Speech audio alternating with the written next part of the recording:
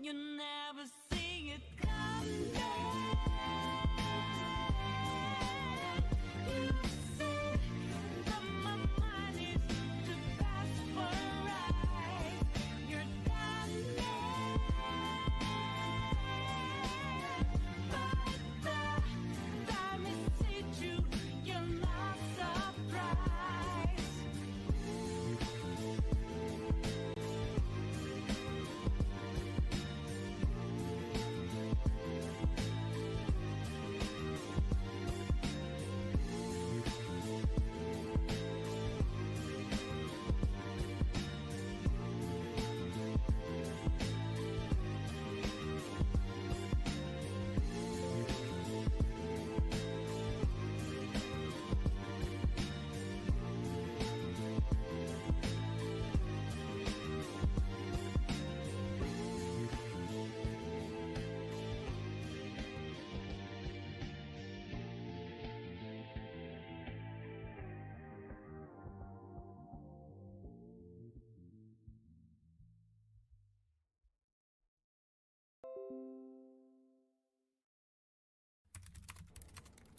Alright, fireworks festival it is. Let's look for a good one.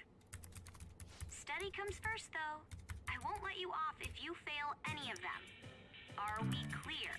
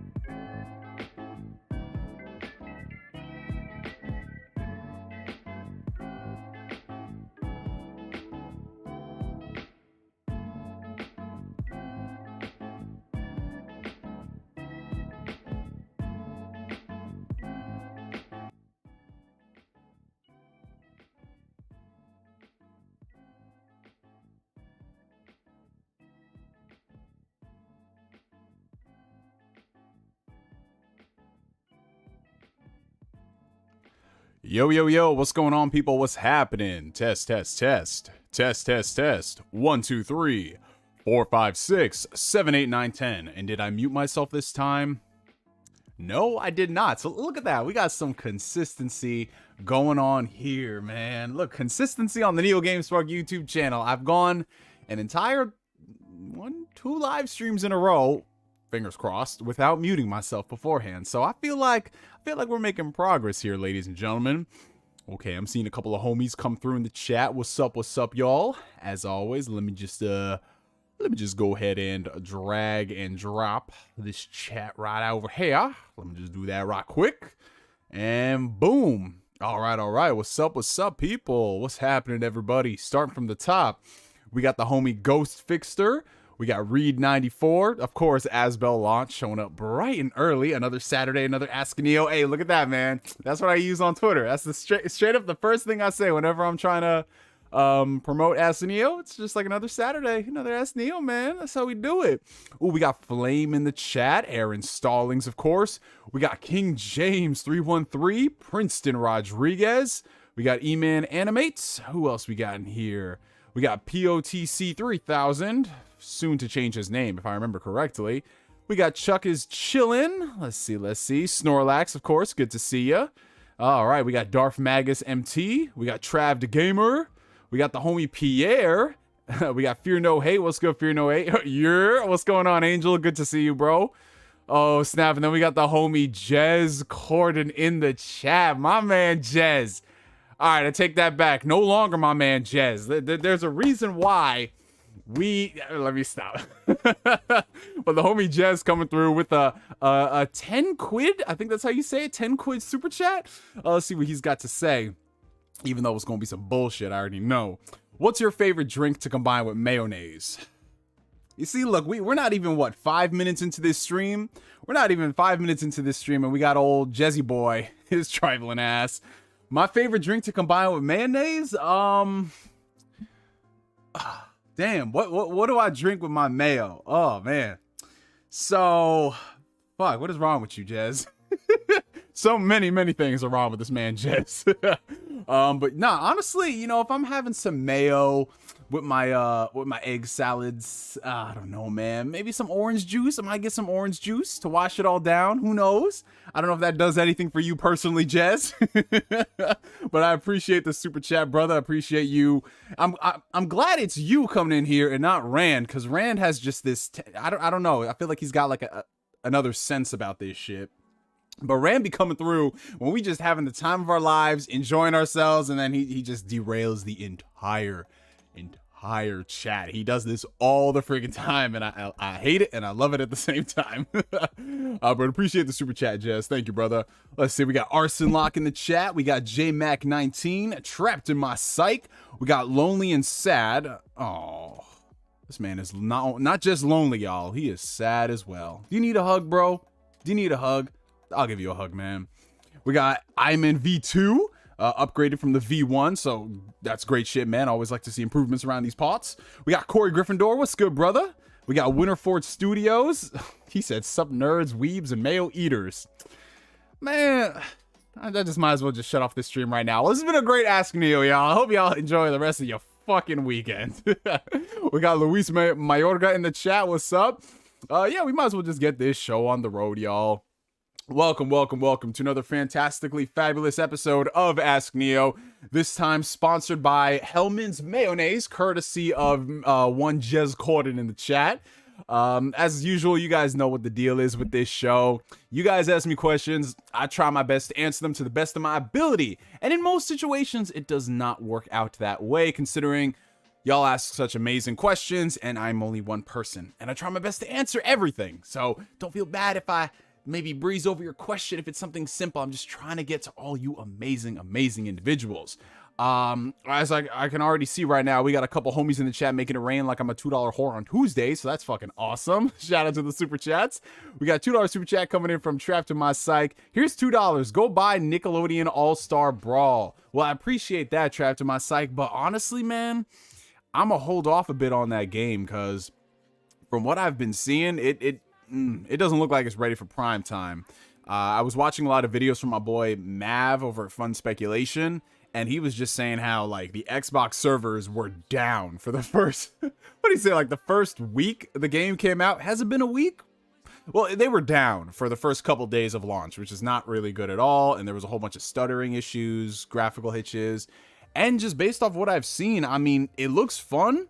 But at the same time, like, it's just missing a lot of moving parts, man. They don't have voice acting in there. It doesn't look like it has that punch that Smash Brothers has.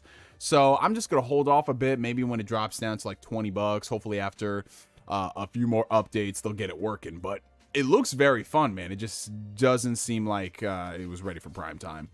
$5 super chat coming in from the homie Flame. I'd say Doki Doki Wen, but I know that's no good. So instead, farewell Nagaoshi-san. from Ryu Gagatoku Studios. Hopefully new games kick butt without him. Yeah, we're going to talk about that a little bit. Both that and Doki Doki, man.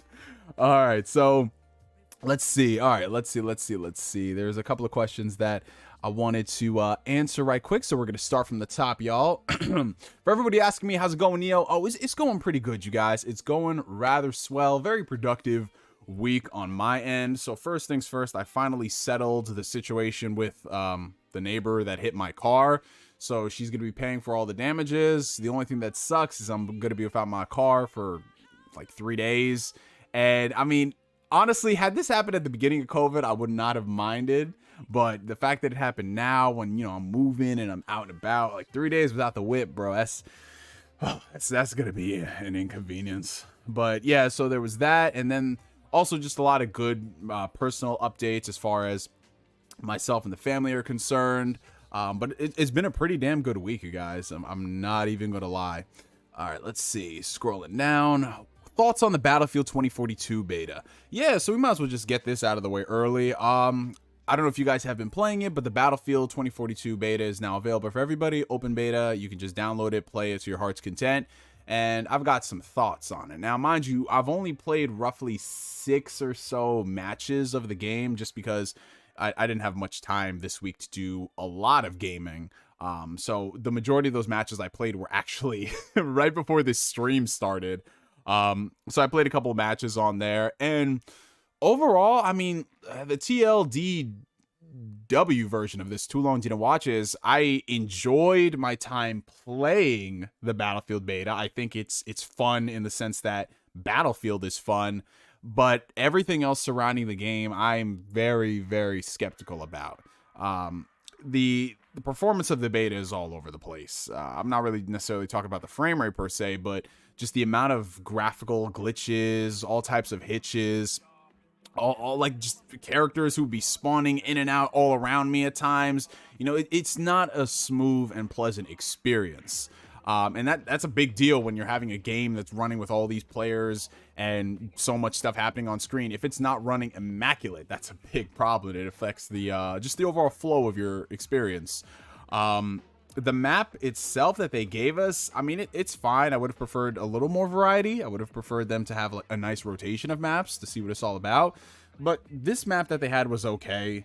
I do think it was a little too big for what they had going on, if that makes sense. I know it sounds strange. You're like, bro, Battlefield's supposed to be big. But this map just felt big for the sake of being big instead of actually, I don't know, like I spent a lot of time running around in this map as opposed to, you know, handling the objectives and all that stuff. I don't know, just compared to like the past Battlefield games I've played, yeah, you are running around, but not to the degree that I was. Like, bro, it was, I felt like I burnt 1,000 calories every single session. And then there's a couple of other things that I'm kind of questioning. The way the class system is set up, it doesn't really seem like there are classes anymore per se, since everyone can pretty much use anybody's weapons and then go from there.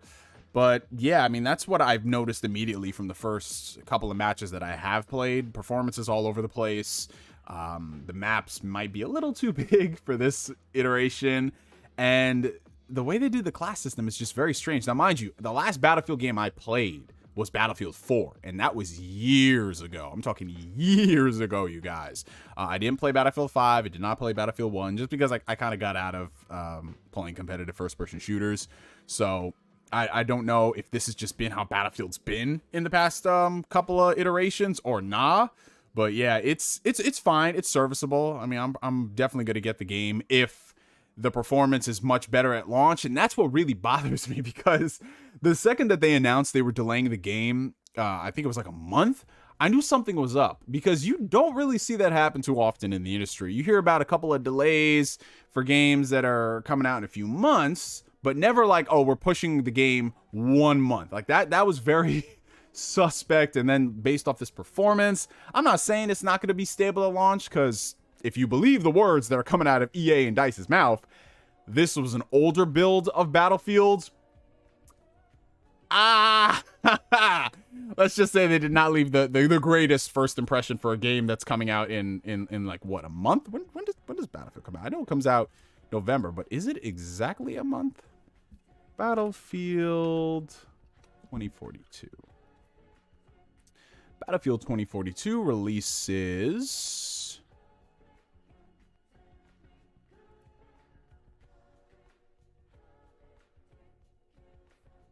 Bro, I'm on EA's website. I'm just like, bro, tell me when this game comes out. Oh, there we go. November 19th. Oh boy, that does not instill much confidence, but we'll have to hope for the best, y'all. Well, what do y'all think about that Battlefield beta? I've seen a lot of people have been all over the place. You know, some people love it, a lot of people dislike it. It's looking kind of suspect. We got a 2 quid super chat from the homie Jez. Map was too flat and open. Yeah, that's another thing. There's not much variety going on in the map. It's just like, hey, we created a map. Is there any verticality to it? Is there, you know, something interesting about it? Oh, well, you wanted this game next month, so this is the fucking map you're gonna get. Oh man. But yeah, it's we'll see, man. Fingers crossed. Fingers crossed they pull it together for launch. But the way it's looking, man, it might need a miracle, straight up. All right, let's see. Hey Neo, have you watched the presentation for Smile? Well, I can't even speak today. Hey Neo, have you watched the presentation for the final Smash Bros character? And this is where Jez Corden tunes out.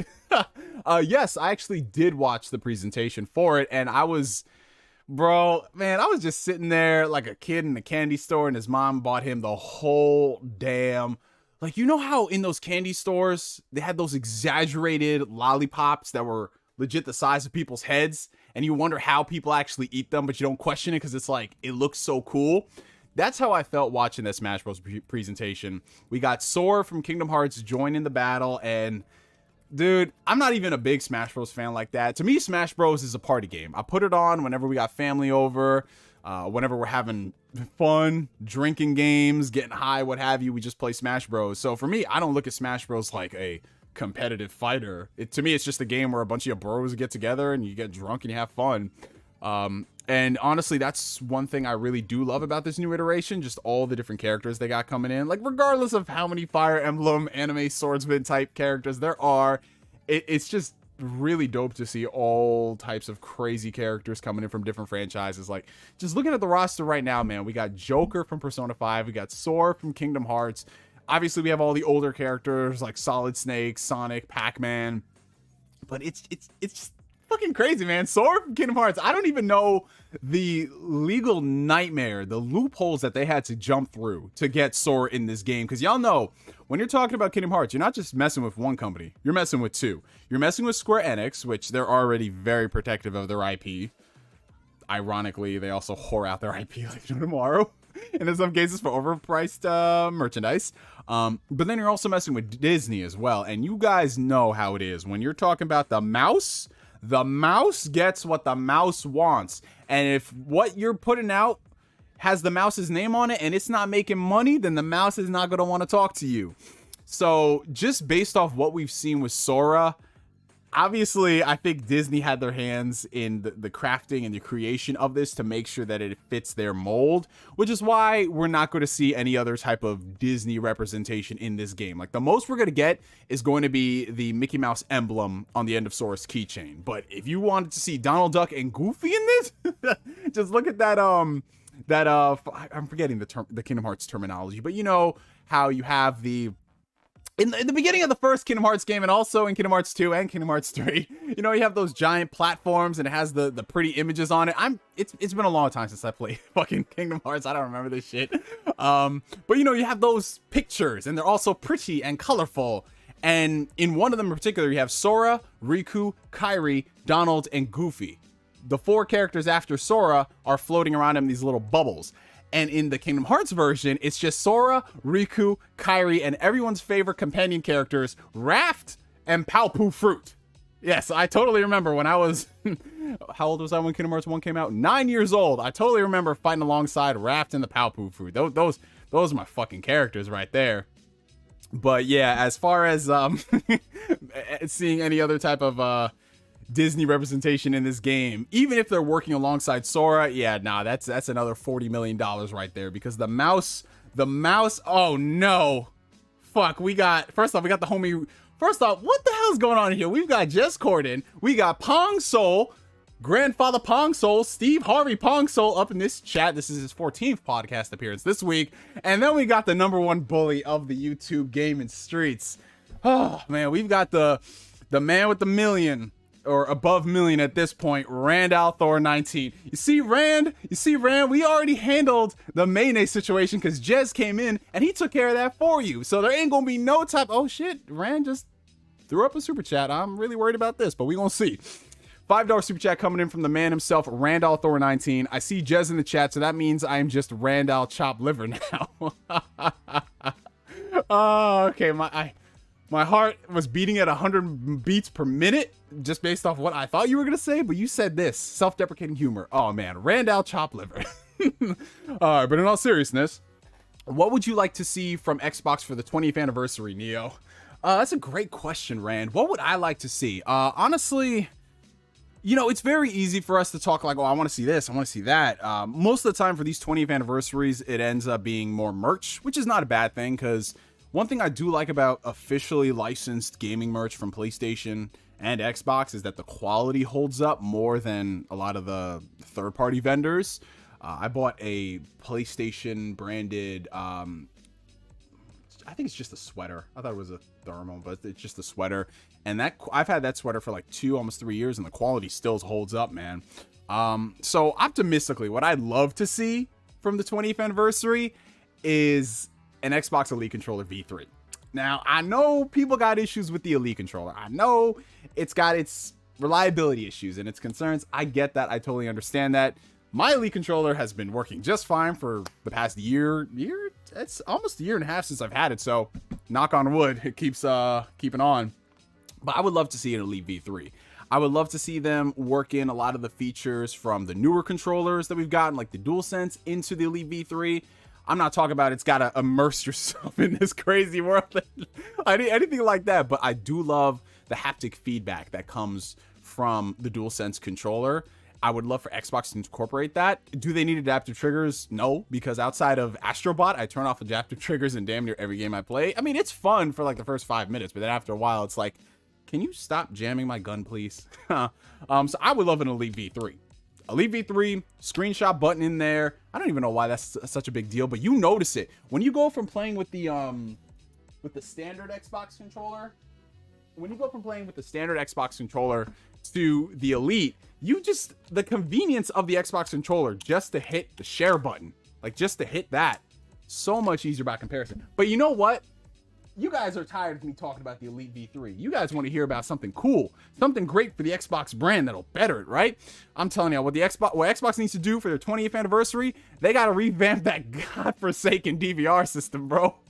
I've been trying to send screenshots to people. That shit don't work. I've been trying to upload videos to Twitter. That shit takes 6 hours. Like, dude, I know it's not a big deal. I know people care about the gaming experience, and Xbox does that very well.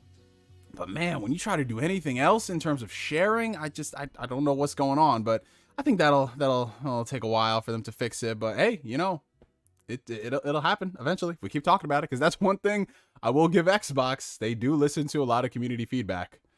They do indeed. All right, let's see. So we got a couple of super chats coming in. Appreciate the super chat, by the way, my friend Rand. Thank you. We got a 2 quid super chat coming in from Jez Corden. Rand doesn't play games, only reads old man books. Well, I mean, Rand is 67, so Jez, he's at that age. I mean, the vision is going. Why do you think that Rand don't be uploading too many gameplay reviews anymore? He don't do that shit, man. He be reading.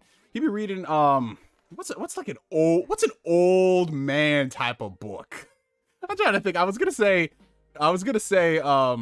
like shit, like, no, it's not even, because a lot of people read that. I was gonna say The Great Gatsby. Like, The Great Gatsby sounds like something an old man would read, but then they teach it in high school, so it's not really something to recommend. Yeah, Rand, I heard you were 67. Word on the street is Randall Thor is 67. That's what I heard, bro. But I mean, it does make sense. I mean, I haven't been seeing you playing too many games recently, Rand. So what's going on with that, bro? He said any early Stephen King book. That's it for Rand. Now, Rand be coming in here trying to say, you kids, you youngins with your War of Gears and your and your Ori and the. So you know what? Ori and the Blind Forest takes on. Let me not. Someone said Randolph though reviews the newspaper of today.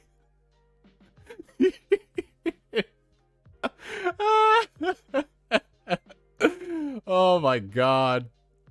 Let's not bully Rand, even though this man deserves it, because he derailed an entire ass Neo stream, and he's the reason why Corey Gryffindor be coming in here and saying, "Sup nerds, weebs, and mayo eaters." Like, this is purely Randolph Thor 19. Purely. Yeah. What's going on to all the new people in the chat? What's up, y'all?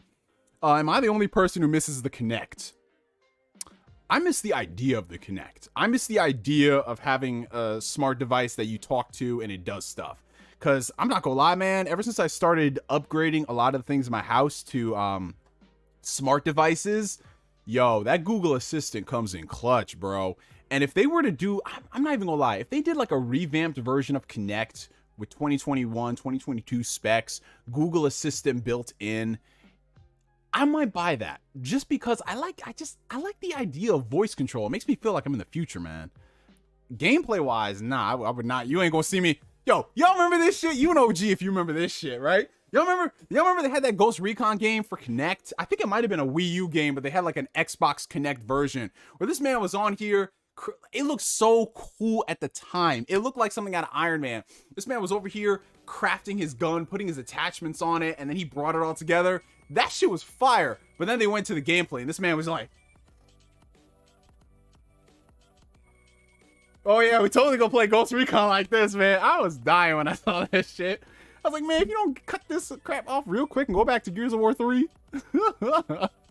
But yo, I was I would definitely buy Kinect if it was a smart device version of Kinect and it worked with everything in your house. Like that'd be aight. That'd definitely be aight. All right, let's see. We got a $4.99 super chat from the homie Asbel Launch 100. At least it makes sense why Sakurai chose Valor and Wisdom forms, since Valor is for Goofy and Wisdom is for Donald. Oh, see, think about that. I just thought he chose those forms because those forms are fucking dope. But Asbel Launch's getting deeper into the science of it. It's like Inception. We gotta go 8 layers deep. This is why, because copyright. Think about that. $4.99 from the homie Corey Gryffindor. Thank you, brother. For the 20th anniversary of Kingdom Hearts, other than a new game, what's something you want announced? For me, it's the soundtrack for the other games. Yeah, so obviously I think we are going to get a new Kingdom Hearts game at some point. I mean, it's a given. This franchise prints money. Whether that's Kingdom Hearts 4 or whether that's something completely different, we don't know. But yeah, honestly, again, this is so weird because this goes back to what Rand was talking about for the Xbox 20th anniversary. I would just love more merch for Kingdom Hearts. The older I get, the more obsessed I get with nerd merch. And for the Kingdom Hearts concert that they did, the orchestra tour, they were selling the conductor Keyblade baton, which I used to have over here, but then I moved it over to my entertainment setup because it looks nice. And because I have no space here. I have no space here, guys. It's the Persona, like during sex, man, Persona stays on, so it stays here. And then I have an 8-bit do gamepad box. I got the Elite controller box. Of course, you got Grogu. And I get a lot of questions that people asking, like, what's up with these African beads over here? This is actually something that my grandma gave to me before she passed away. She gave every single, because she was the matriarch of the family. So she gave every single male in the family these beads, and she gave every single woman a bracelet. So, my grandma, she passed away 2 years ago, but I don't know, man. I like having it on display just to remind me of the times that we shared, the limited times that we shared, because, she was always in Ethiopia. She didn't really live here too much. And whenever she did, I just never got too many opportunities to go see her because, you're always busy with work and school and all that. But I did get a chance to see her before she passed. So I have that here. Of course, got Grogu. Spider-Man's up there. And yeah, there's just a whole bunch of nerd shit over here. I gotta find a place to put this shit. I gotta find a place to put this Xenoblade Chronicles Definitive Works Edition, man. This is so fucking dope. I remember when I got this, I was like, yeah, it's probably just gonna be a small art book and the game. Steelbook case. There's no steelbook case in this shit. Those bastards lied to me. But yeah, I gotta find a place to put this.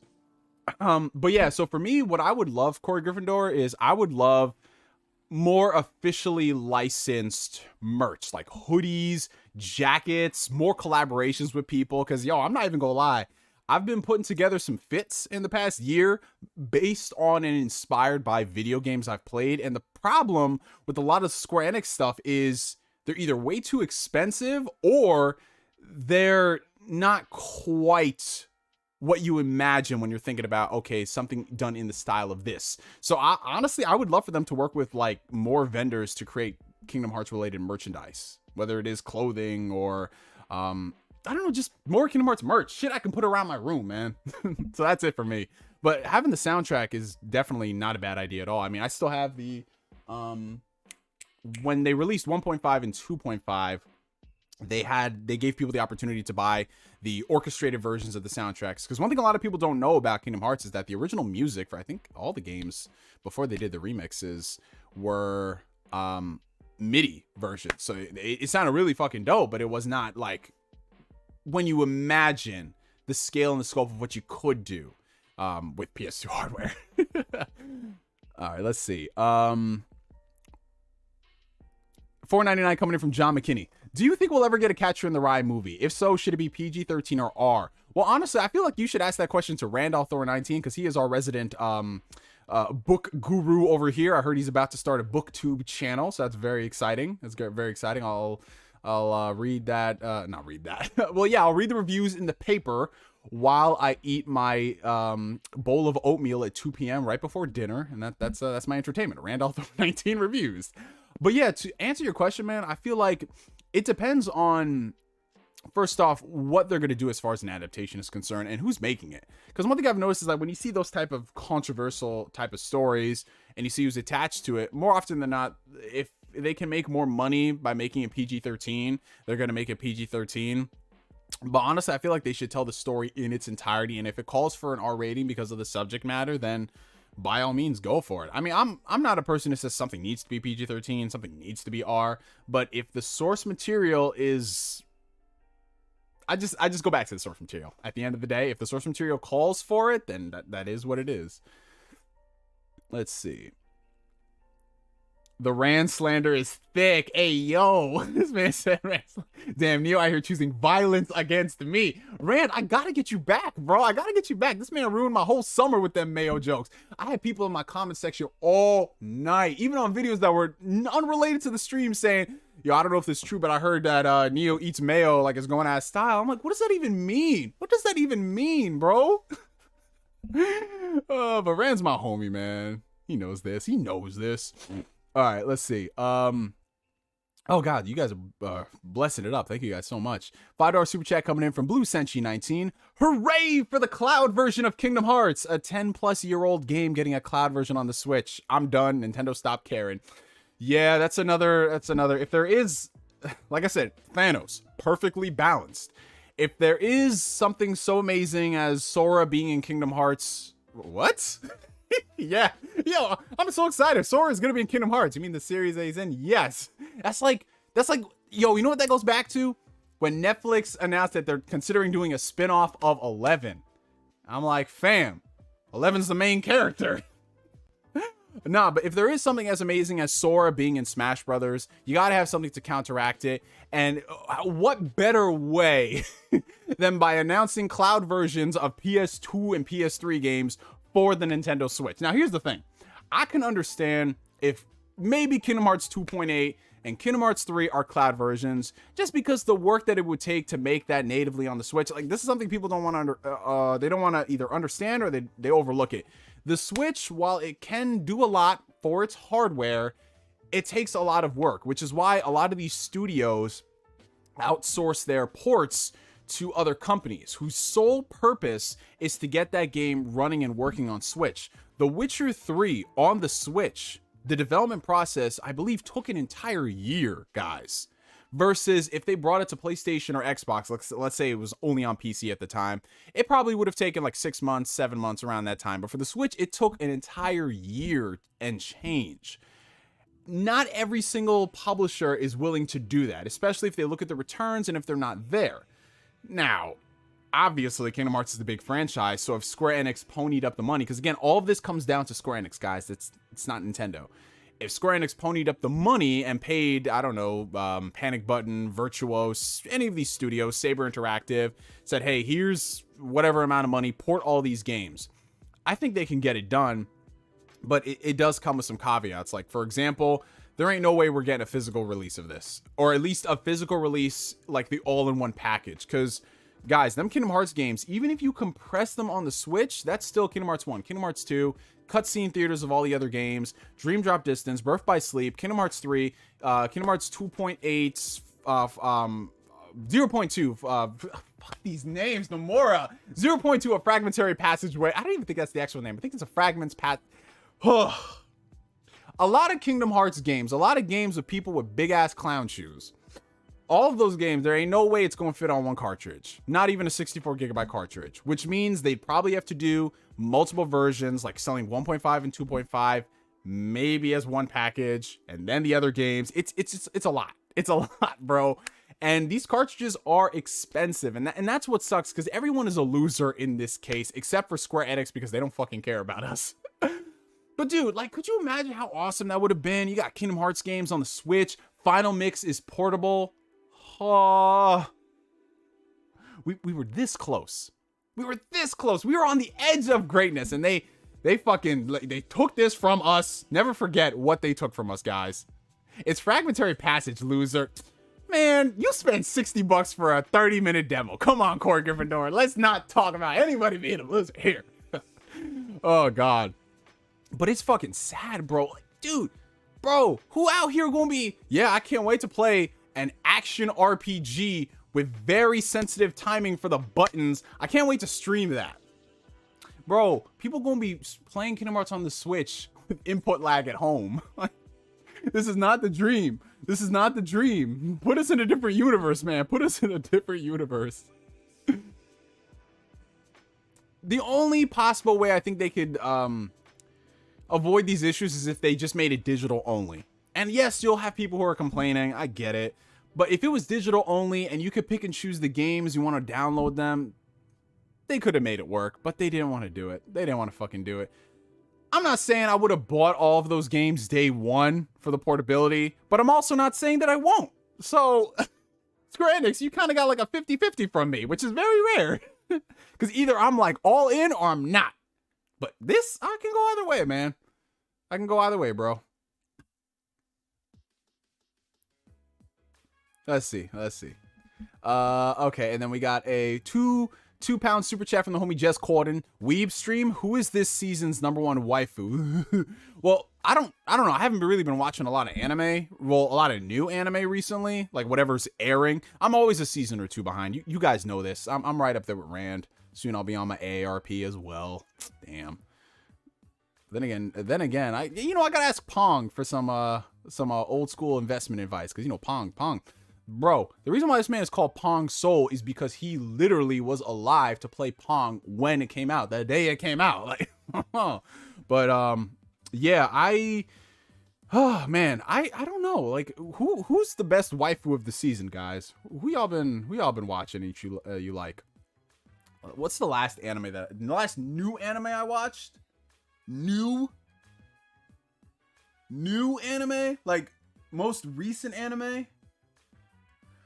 Vinland Saga, Horimiya, Kaguya-sama Love is War. I love how I have all of these memorized. Fucking Jujutsu Kaisen. Out of all of them, if I'm talking waifu, probably someone from Kaguya-sama. But I don't know. I don't think that really answers Jez's question, because he said this season's. I don't know. Damn, we're all the anime fans tonight. Come on, y'all. Help me out here. All right. $5 super chat coming in from the homie Blue Senshi. Thank you, brother. New Kingdom Hearts game going to be called Kingdom Hearts 3.0.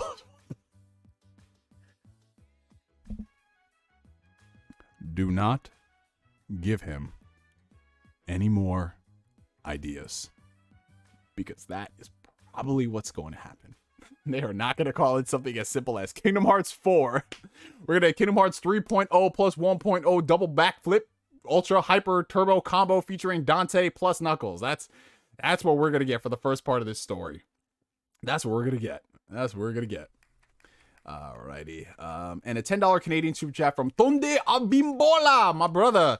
Kingdom Hearts Cloud makes no sense. They put all the PS2 Final Fantasy games on the Switch natively, and 10 runs on a similar engine to Kingdom Hearts 1 and 2. We all know Kingdom Hearts would sell more, so the effort is worth it. It is, bro. But again, it goes back to Square not giving a fuck. Literally, it's so much easier for them. You know, I'd be really interested to see.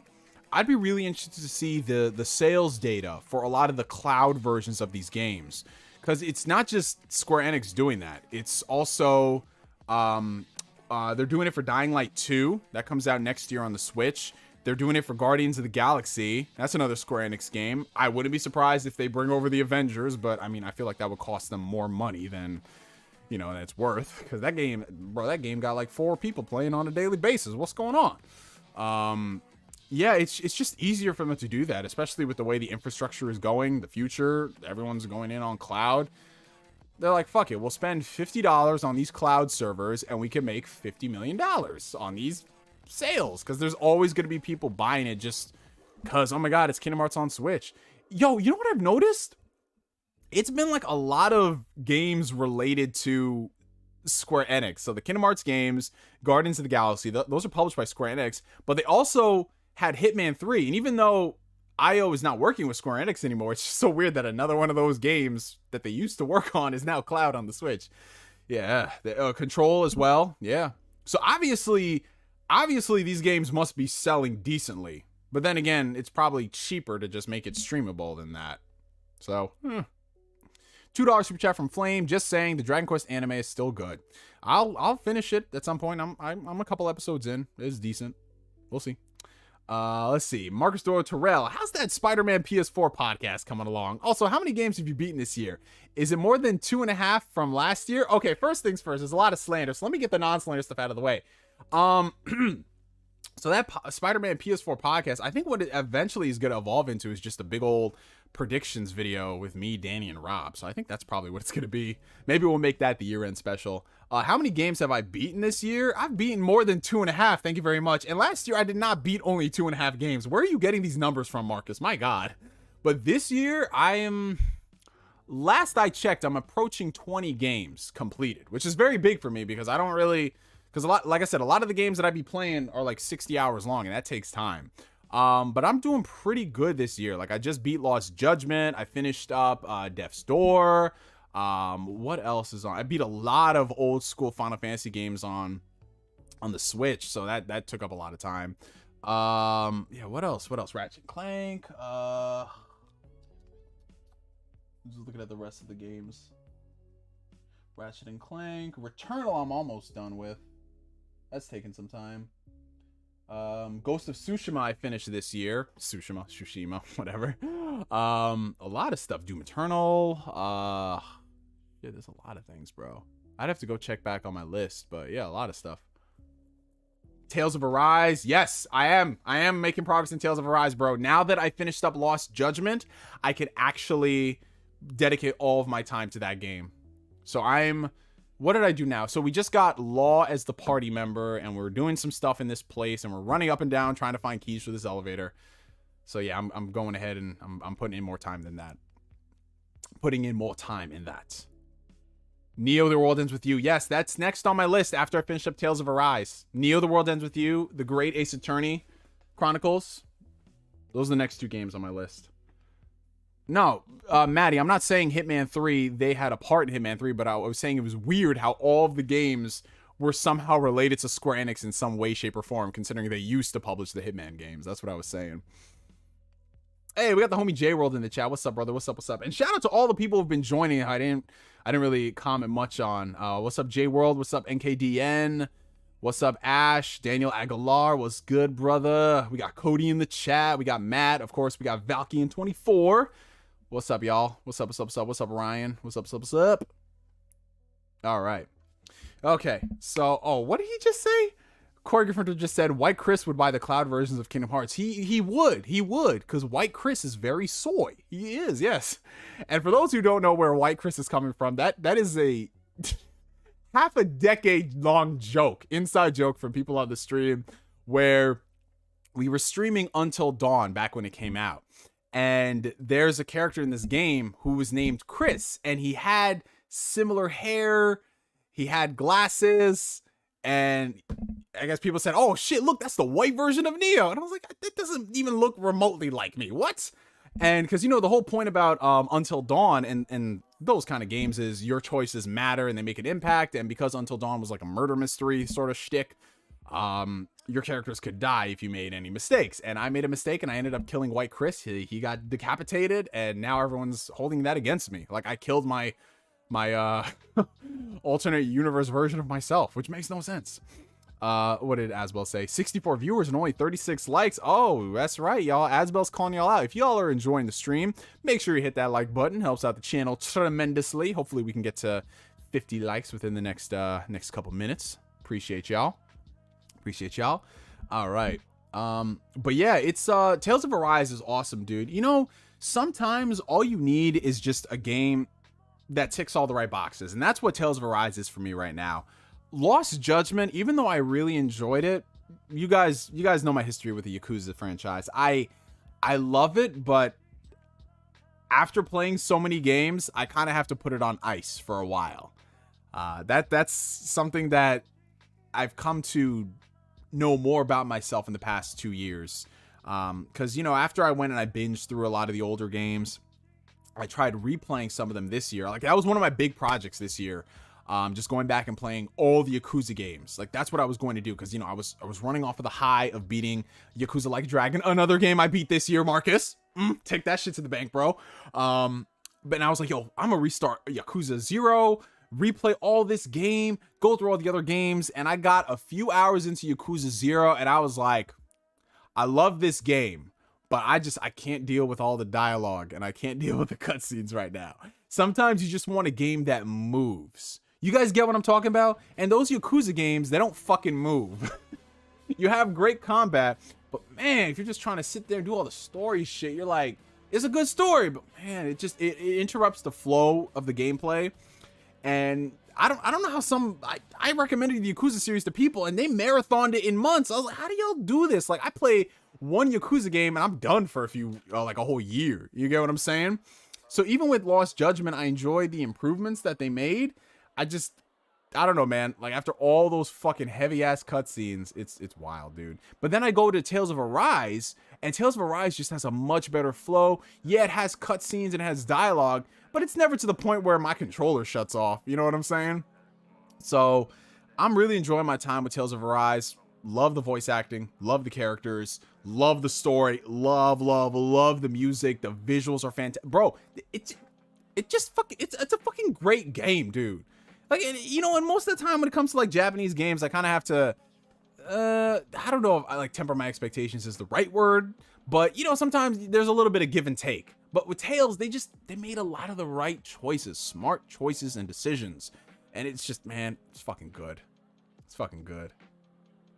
And did I say that the visuals are amazing? Because yes, they are, dude. I'm telling you, that switch to Unreal Engine, oh my God. Unreal Engine is a godsend for anime games. Unless you're talking about Jump Force. Wait, was Jump Force on Unreal Engine? I gotta look this shit up. Was Jump Force on Unreal Engine? Because if it was, my God, that art style, let me look this shit up for a second. Jump Force. Oof. Oh God, it was on Unreal Engine. Well, you know what? Jump Force fucking stumbled down the stairs so Tales of Arise can fly. That's the best way I can describe it. Oh God. But you know what? One thing I'm actually really happy about, I am happy that everyone, obviously everyone in this chat, because y'all are cool, but I'm seeing a lot of people pick up Tales of Arise who normally wouldn't, which is incredible, dude. Because Tales has always been a franchise where it's like, yeah, you know, if you like anime, you might like Tales. But now it's like, I'm seeing a bunch of people. Yo, the craziest shit was my boy, he only plays Madden. He saw me uploading some clips of Tales of Arise. He's a big anime head, but he watches anime, but he don't really mess with anime games, which is good, saving his money. But he saw the Tales of Arise and he was just like, yo, it's like an anime, bro. It's you can't make this shit up. He was like, bro, what's the anime game you be playing? I'm like, well, it's not an anime game. It's Tales of Arise. He's like, yo, what is this? It looks kind of heat. And I said, well, download the demo, bro. See if you like it. He started playing, he's like, yo, this combat is too fire, bro. And I was like, yo, yeah, it's pretty good, man. The base game is even better. He's like, what? He went out and he bought the game the same day. And I think he's halfway through this. Well, that's the last thing he told me a week ago. But yo, he's like all in on this shit, man. Which is what I'm seeing from a lot of people too. It's good, bro. Arise is like an 8 out of 10. 8 out of 10 is a fucking amazing score. Let's see. $2 super chat coming in from Flame. I'll cool it on the budget. Scarlet Nexus slant. Yo, don't come in here talking that Scarlet Nexus is better than Tales of Arise. Let's not do that. First off, Bamco wins regardless. Second, Scarlet Nexus, man, you know Scarlet Nexus. Like, all right, let me not. I'll be nice, because Scarlet Nexus is not a bad game, but it is not a Tales. Let me just say that. And then Flame's gonna come here saying, "Oh yeah, I know it's better than Tales, man." All right, $5 super chat from Marcus Doyle Terrell. Why do you think the microtransactions are worse than ever in Tales of Arise? I believe it's because of how big they went with the budget. So yeah, for those who don't know, Tales of Arise has microtransactions. Oh god, oh my god, it's ruined. They've tarnished this franchise because it has microtransactions. Yada yada yada. The thing about a lot of these Japanese games, what folks don't realize, is that they have a lot of microtransactions in there. It's just they're not the microtransactions that most people are accustomed to, because in a lot of Western games, microtransactions affect the flow of your gameplay experience, especially in multiplayer games, you know, where it becomes less about skill and more about how much money are you willing to spend to unlock something. Are you going to spend 60, 70, 80 hours doing it, or do you want to pay $5 for a time saver? But Japanese games have always had microtransactions of sorts. Devil May Cry with special edition of 4 introduced red orbs you could purchase, and of course that was in 5 as well. And the Tales games have always had time saver things where you could buy extra, you could buy Gald, and you could buy just a whole bunch of stuff to help make your experience easier, in addition to all the costumes and all that stuff. But yeah, a lot of people noticed it more with Tales of Arise because they have it baked into the menu of the game, and then in the campfire segment you can go and you could buy certain costumes that have DLC exclusive arts, which I know a lot of people have been annoyed at, because it's like, oh, why are you locking the arts to a post game purchase? And I totally understand that.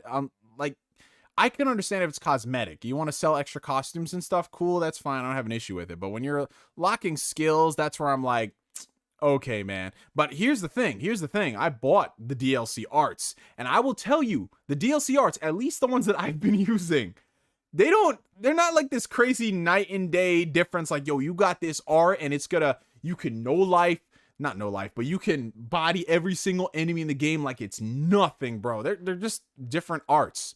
And that's the thing I think that kind of sucks, because it's like, if you're gonna make me buy a DLC costume that comes with an art, at least make that art awesome. Here I don't even use them, and that's the sad part about it. But yeah, I don't think that, okay, the DLC exclusive arts shouldn't have been there, but is it affecting the game at all? And are you losing out on any game experience because it's DLC exclusive? No, you don't. So that's why I'm just kind of indifferent to it. Now, if it becomes a trend where they do what they did with Tales of Zestiria, where they locked a whole character's mission, the whole character's existence and her identity. Like, she shows up in the base game for 5 minutes and it's like, okay, I'm gone. Where the fuck did you go? Oh, you got to buy the DLC for that. Like, that is a big issue. Everyone raised hell for that. So here it's like, whatever. You know what I'm saying?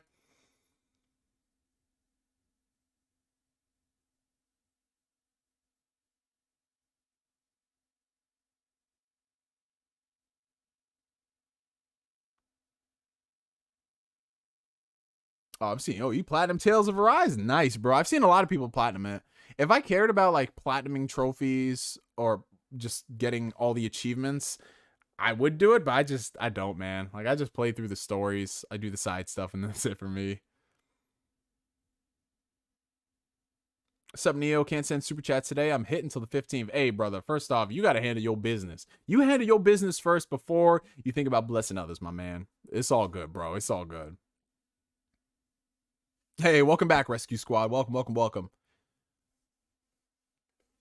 Hey, Neo, I hope you're doing well. If you tell me you're doing Doki Doki soon, then that's some cap. This guy's been scarred by Doki Doki and's been avoiding it ever since. It hasn't even been that, bro. It's just been a busy few weeks, man. Like, I got sick, then I got better, and then it's just been slammed out here in the real. Yeah, I think it is a pretty easy platinum, just based off how many people have gotten the platinum within, like, the first... Like, my friend said he did one playthrough and he got all the trophies. So, yeah. Not a big fan of the mystic arts in Arise. I can see what you're saying. Yeah, they're not as grandiose as previous Tales games. But one thing I do love about Arise is just how fluid everything is. You know, just going in. Like, you know how a lot of people were concerned that there's not really end game skits like they used to. So basically, whenever you finished up a combat encounter in a Tales game, you had end game skits and they were really fun and they were quirky, haha, hee hee, you know, all that stuff. Tales of Arise doesn't really have that. Like, you have post battle dialogue, but it's not really anything. It's just like standard stuff like, hey, I could do this all day, you know, like that type of stuff. Nothing that really shows your bond with the characters. But at the same time, I don't know. It's like they made some changes I don't like, but they made a lot of changes I really do like. So it's more positives than negatives with this game. What's up, Sir Scriptastic? Good to see you, man.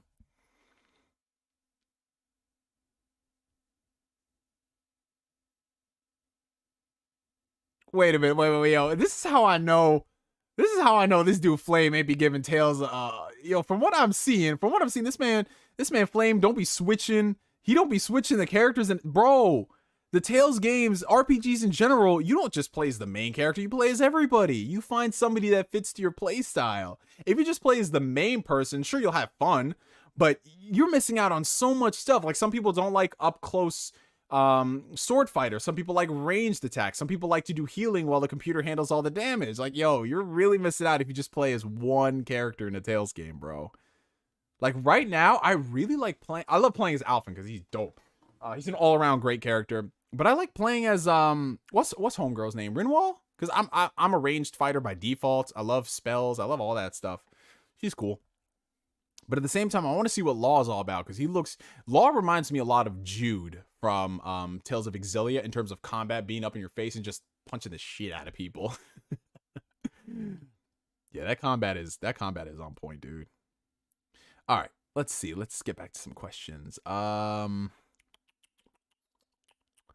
Let me see. Hold on. I'm going to work my way back up before we got sidetracked. All right. Let's see. Daniel Pack, my brother. I know this is the latest of late. Hellos, but hello to you, my friend. Good to see you, bro.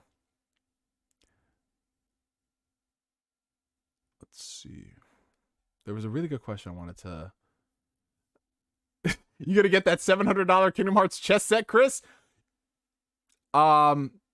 If I really wanted to blow $700 on a chess set, I definitely would. Because if it's as cool looking as it is in the Kingdom Hearts... You know, I saw it on Twitter, but I didn't actually get a look at it. Hold on, let me actually look at it. Because if it's as cool as it is on Kingdom Hearts 3, and it's actually built to scale with proper quality, it's not some cheap stuff, then if I had the money to blow, I would. But I'd rather go ahead and spend it on something else. Okay, let me look at this.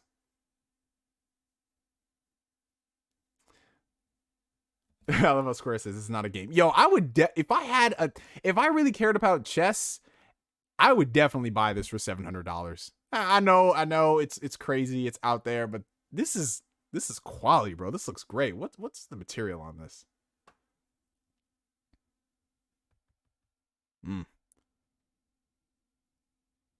This looks, oh man, this looks so good. But the thing is, I'm not into chess like that. So literally, I would just buy this to have on a shelf. Or I would have a desk where the chess set just sits right there and nobody could touch it. And at that point, like, what's the point of buying a chess set? You want to play chess. I love my Elite 2 so much. Sadly, I spilled some soda on it and now the buttons are stuck. Oh man, that sucks, dude. Do you have the warranty on it? Do you have any type of replacement thing? Damn. Kinect Sports was flames though. Oh nah, man. Wii Sports is still the best.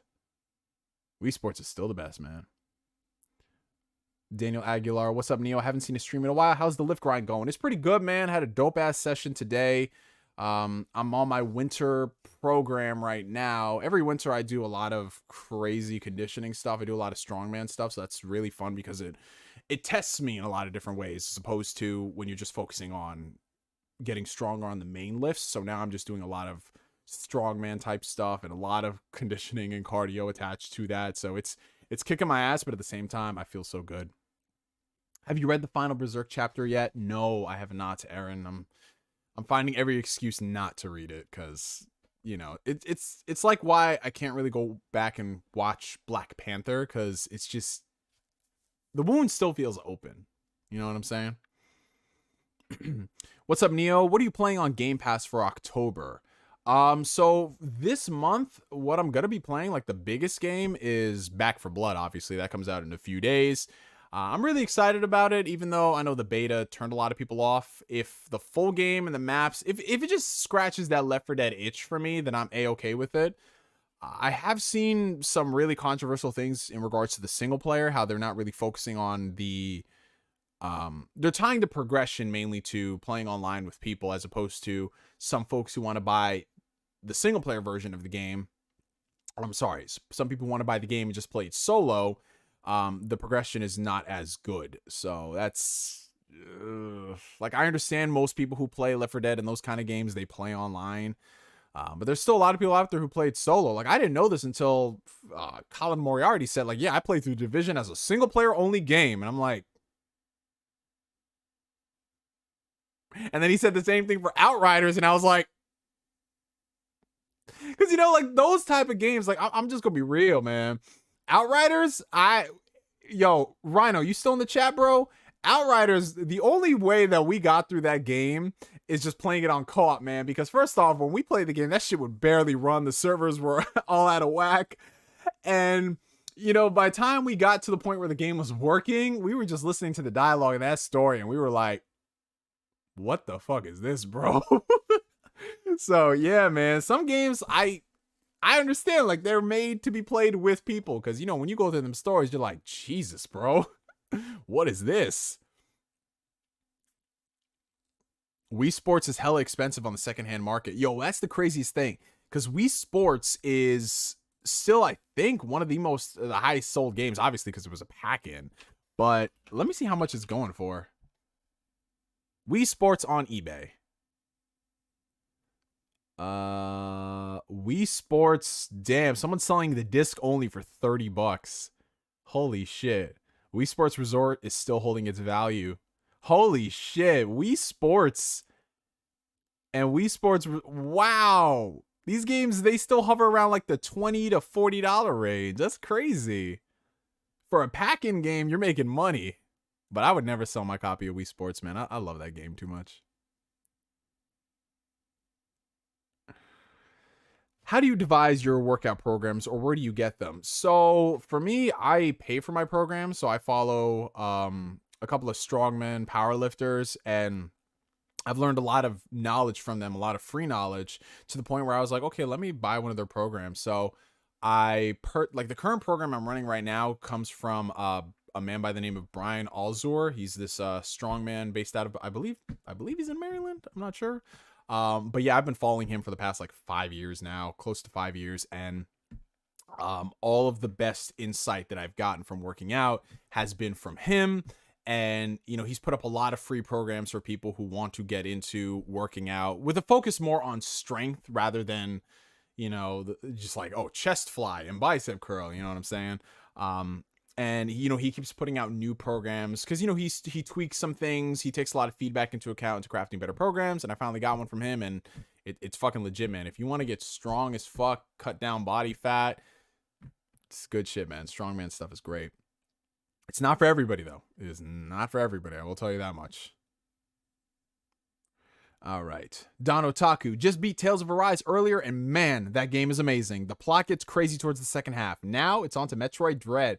Dude, that is so fucking awesome, Don. I mean, dude, I'm not even close to halfway into the game. I'm going to be in the next couple days because that's my primary focus now that I finished up Lost Judgment. But dude, I'm just so happy all of these positive fucking impressions about Tales. It's beautiful. Neo avoids the Sora and Smash questions. Oh, no, I didn't. That was actually the first topic we talked about in the very beginning, Ash. But yeah, Sora, I mean, just to give people a recap who weren't here in the beginning, Sora in Smash Bros. Is awesome. Seriously. Oh yeah, there was another question I want to answer. Duh, people are asking what I think about Metroid Dread. I have not opened Metroid Dread yet, because like I said, I'm focusing on one game at a time. So when I finish up Tales of Arise, or if in the next week or so I find myself out of the house, that's when I'll start Metroid Dread. But for the time being, Tales is my priority. Like, I even stopped playing Final Fantasy 14, y'all. You know, and that's going to make my job even harder because I have to finish up Stormblood and then Shadowbringers before, and fingers crossed, before Endwalker comes out. That's going to be a fucking endeavor.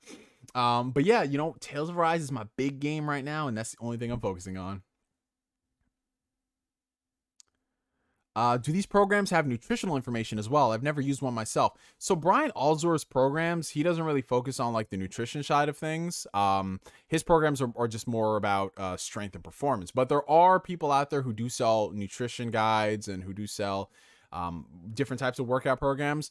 But you have to kind of be careful. I'm always hesitant to tell people to go buy a meal plan from somebody, because if you watch enough YouTube videos, you can pretty much figure out what diet works for you, because a lot of these meal plans are really just like cookie cutter based, where it's like these people, they don't really work with you one-on-one like you're their only client. They have tons and tons of clients, and more often than not, they just give people a template, and depending on how intricate your coach is, they might adjust some things based onto your personal preferences. But what I always tell people is just start working out, get in the gym. Did I just hear Tails? Yes, you did. We were talking a good amount about Tails, Bobby.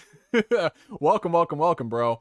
But what I always tell people this, people who are thinking about joining the gym or getting into working out, they're kind of confused on the diet and everything. What I always tell people is just get into the gym. And when you get out of the gym, that's when you start thinking about what type of foods you want to eat, right?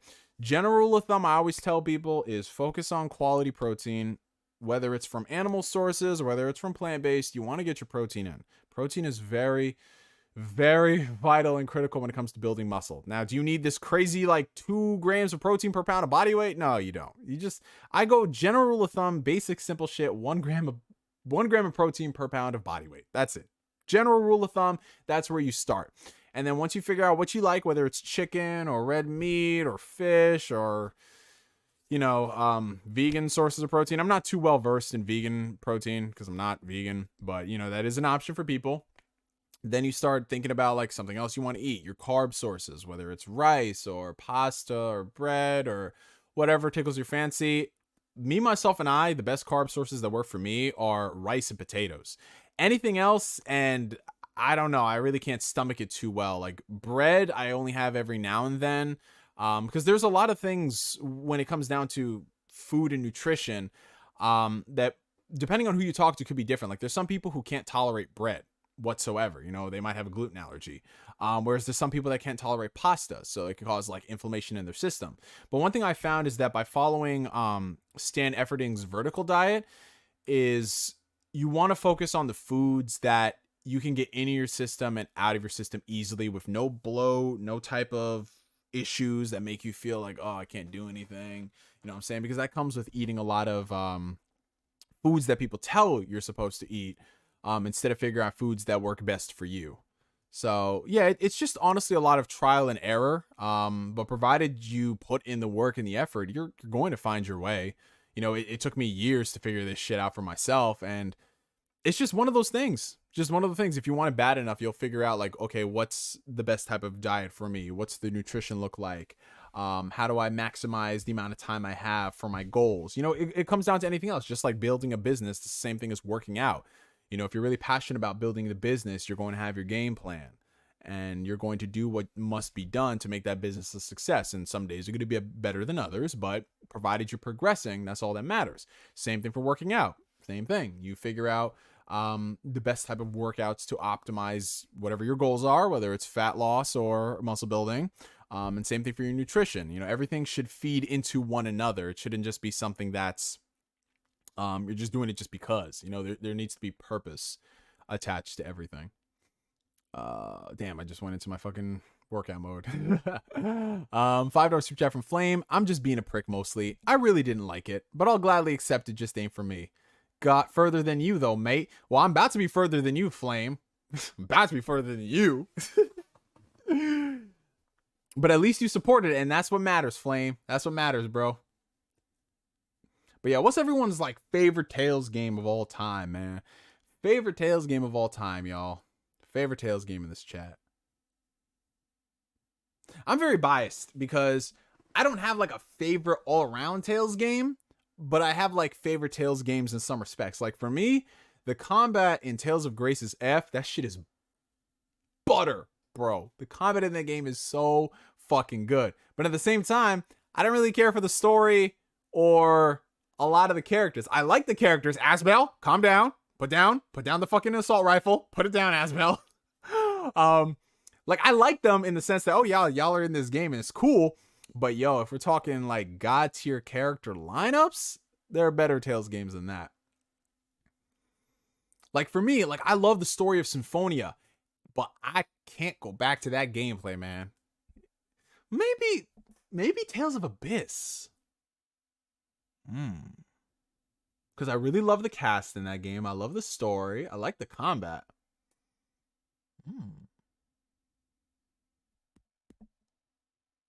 That could be, man. That could be. Yeah, I'm telling you, bro. That combat is on point, bro. Ripped to pieces. Stampede Strike. Nah, but honestly, one of my favorite mystic arts in Tales of Grace is that... Well, there's two of them, actually. I love Hubert's... What did he do? Was it No Quarter? Was that the name of the art? No, I don't think it was No Quarter. But it was the one where he was literally... Like, he was just smacking them around and he just starts shooting them with his pistols. And, bro, that shit was on point. And then there was also Malik's... The one where he just, like... It sounds like he's speaking gibberish. But he was just like... What did he say? Cyclonic Art of Butchering? What is it? Let me see. Malik Mystic Art. Cyclonic Butchering! Now, them Tales Mystic Arts... Fucking fire, bro. Especially Tales of Exilia. Oh my god. Where is it?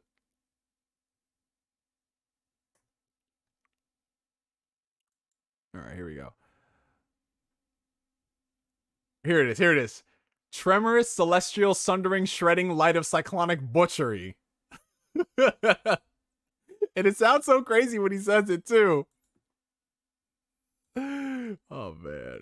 Damn, they gotta go ahead and remaster Tales of Grace's F, bro. That's what they need to do. $2 super chat from Flame. Game share, buddy. Oh, okay, I got you, bro. I got you. Yeah, game share is clutch, man. I game share with my homie. That's how we get a lot of shit. But the only thing is we don't game share on Xbox, though, because since I have a Series X and a Series S, that is already my two things right there. But we game share on PlayStation.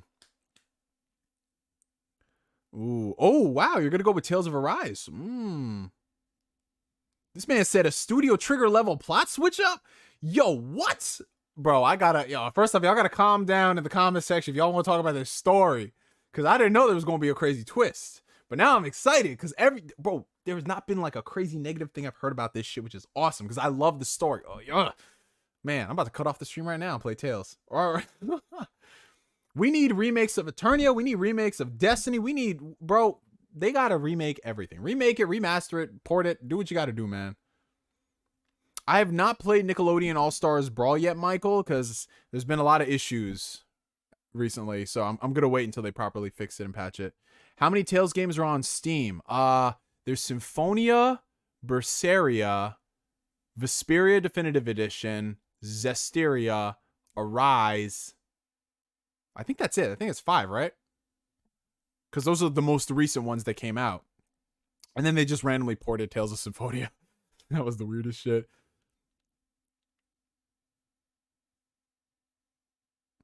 Did they name Yuri Lowell because of Yuri Lowenthal? I thought that was the headcanon. Is that why? Did like the Japanese people love him as as Luke that they were like, yo, let's just make this man called Yuri Lowell and let's bring Yuri Lowenthal back. Because I swear to God, that's what it sounded like to me. Because when I first played Vesperia and I heard this dude's name was Yuri Lowell, I was like, why does this sound familiar? And I was like, wait a minute, Yuri Lowenthal voiced Luke. Oh my God, is that the reason why? I don't know, man. That's good to know. Might be buying some more. Yeah, Cody, as far as like Steam is concerned, I know I think you're playing through Tales of Arise, if I remember correctly. After that, I would say buy Berseria, because out of all the other games that are on there, I think Berseria combat-wise is the strongest. Yeah, I think combat-wise, Berseria is the strongest on Steam. Like, I know people will say Vesperia, but I don't know, man. I went back and I replayed Vesperia. That combat, it's cool, but man, I don't know, bro. I was spoiled. I think, you know what it was? I love how this just turned into a Tales stream. This is fucking awesome. In Exilia 2, Ludger with those different play styles. I remember I was playing as Ludger, and I was like, yo, I can't go back to any other Tales game, man. I can't with this shit, with the style combos and the switching. It's damn near Devil May Cry. Like, to me, Exilia 2 was my Devil May Cry 5 before 5 came out. That shit was crazy. But yeah, if you guys do want to play Tales games, your best option would probably be tracking down a PS3, because that's how you have Grace's F, Exilia 1, Exilia 2. The Symphonia HD collection is on there as well. Of course, you have Berseria and Zestiria, but I'd much rather you play those on like PlayStation 4 or PC. Yeah, Ludger, man. Ludger with the Ritual of Destruction. Woo! Did you play Senran Kagura or Hyperdimension Neptunia crossover game that recently came out? I had no idea that even existed, Michael. I'm not really big into I've never really played the Senran Kagura games. I did play 2 of the Hyperdimension Neptunia titles, but I think they were the same fucking game. I played one of them on the PS... No, they weren't the same game. No, I played a remake of the first one on the Vita, and then I played one on the PS4. I didn't finish the one on the PS4. It had a weird name. I mean, they all have weird names. I mean, who am I to talk? Kingdom Hearts 0.2, A Fragmentary Passageway, Corey Gryffindor. It was like Hyperdimension Neptunia, like MG7 Mark II. I don't know. It was, what was it called? I got it for like $5, like the year after I think the PS4 came out or something. Hyperdimension, I feel like I think it was, no. Because a lot of them are remakes of older games, which is what got me confused. Okay, I think it was Hyperdintunia 7? With Mega Dimension Neptunia 7? I think it was that. I have no fucking idea, bro. I have no fucking idea. Yo, some of these names is wild, bro. Hyperdimension Neptunia, Hyperdimension Neptunia MK2, Hyperdimension Neptunia Victory, Hyperdimension Neptunia 7? Or is that V2? I don't fucking know. Producing Perfection, Goddess Blackheart, Action Unleashed, Mega Tag Mention, I should pronounce the name, Mega Tag Mention Blanc plus Neptune versus Zombies. Yo. Mega Tag Mention Blanc plus Neptune versus Zombies. Super Dimension Neptune versus Sega Hard Girls. Cyber Dimension Neptunia. 4 Goddesses Online. Yo, this is wild, bro. Some of these names. And I love how it's just something so basic. Neptunia Shooter. There you go. 2D bullet hell game. Yeah. Yeah, I only played one of them on Vita, which I think was a remake of the first game. And like I said, I think it was Mega Dimension Neptunia. Is it 7 or is it V2? Why is it called 7? I don't even. Maybe there's a story significance. Maybe. They did that on purpose. Oh, they absolutely did that on purpose, Marcus. They're like, shit, man. Let's think of something different. Hey, Asbel's back. Yay. Best Tales protagonist? Alphin's pretty close to Yuri for me. Yo, I really Alright, so here's the thing. I didn't want to, because, I already speak highly about Tales of Arise with, like, my 15 hours. I really love it. But I didn't want to come out here and be like, yo, Alphin might be a top 5 Tales protag, because I really fucking like him, man. I like Alphin a lot. I love his story. I don't know, like, he's really good. He's really fucking good. But then I see Bobby coming here saying Alphen's pretty close to Yuri, and I'm like, hey, so it's not just me. But favorite Tales protagonists? All right, obviously Yuri Lowell is just a given because that dude, Yuri Lowell's the type of dude where I go into a bar, I buy this man a drink. You know what I'm saying? But dude, I really loved Luke because at the beginning of Tales of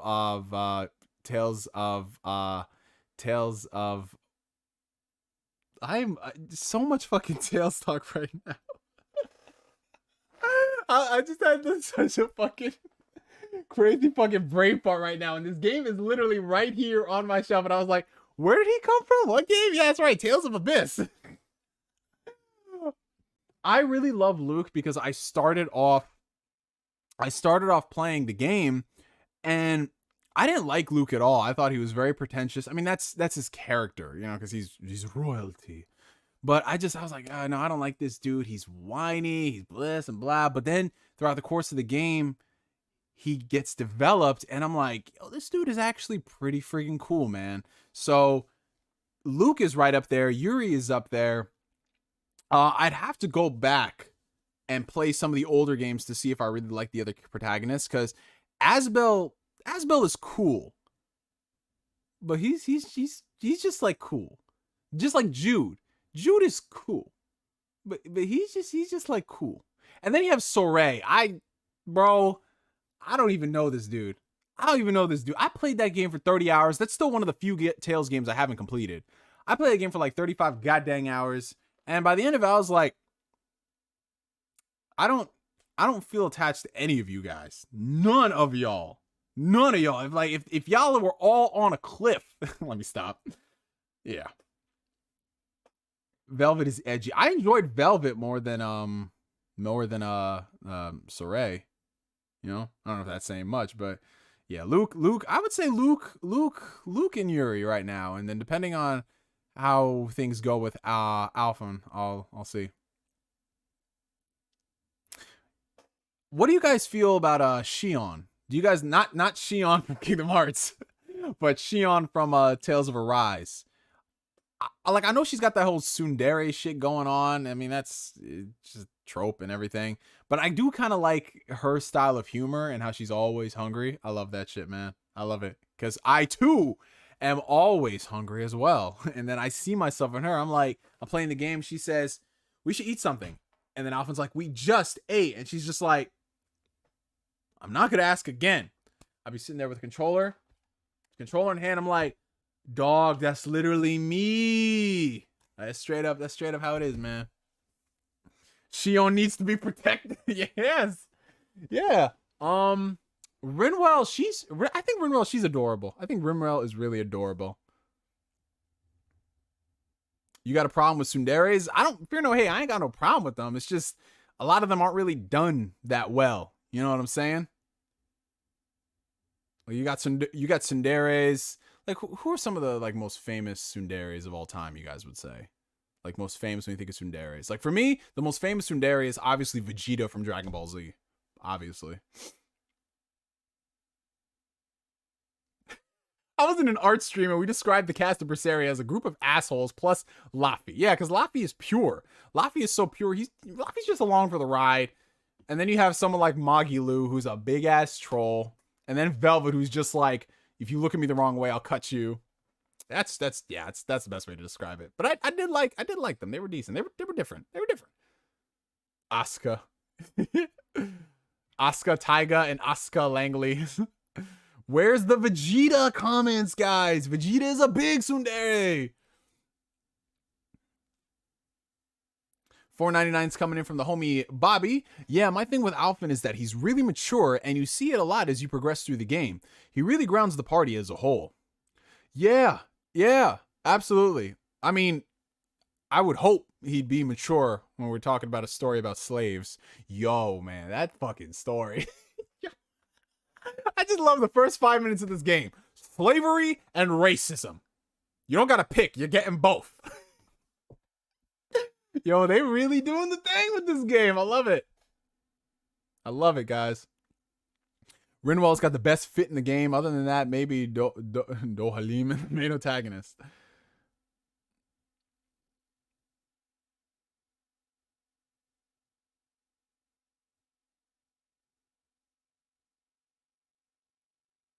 I sort of know Velvet from Berseria. I long don't remember any characters from that Tales. Yeah, I mean, you know, from 2000 and I don't know, like from post Zillia, the Tales characters weren't bad, but they just weren't that memorable. You know what I'm saying?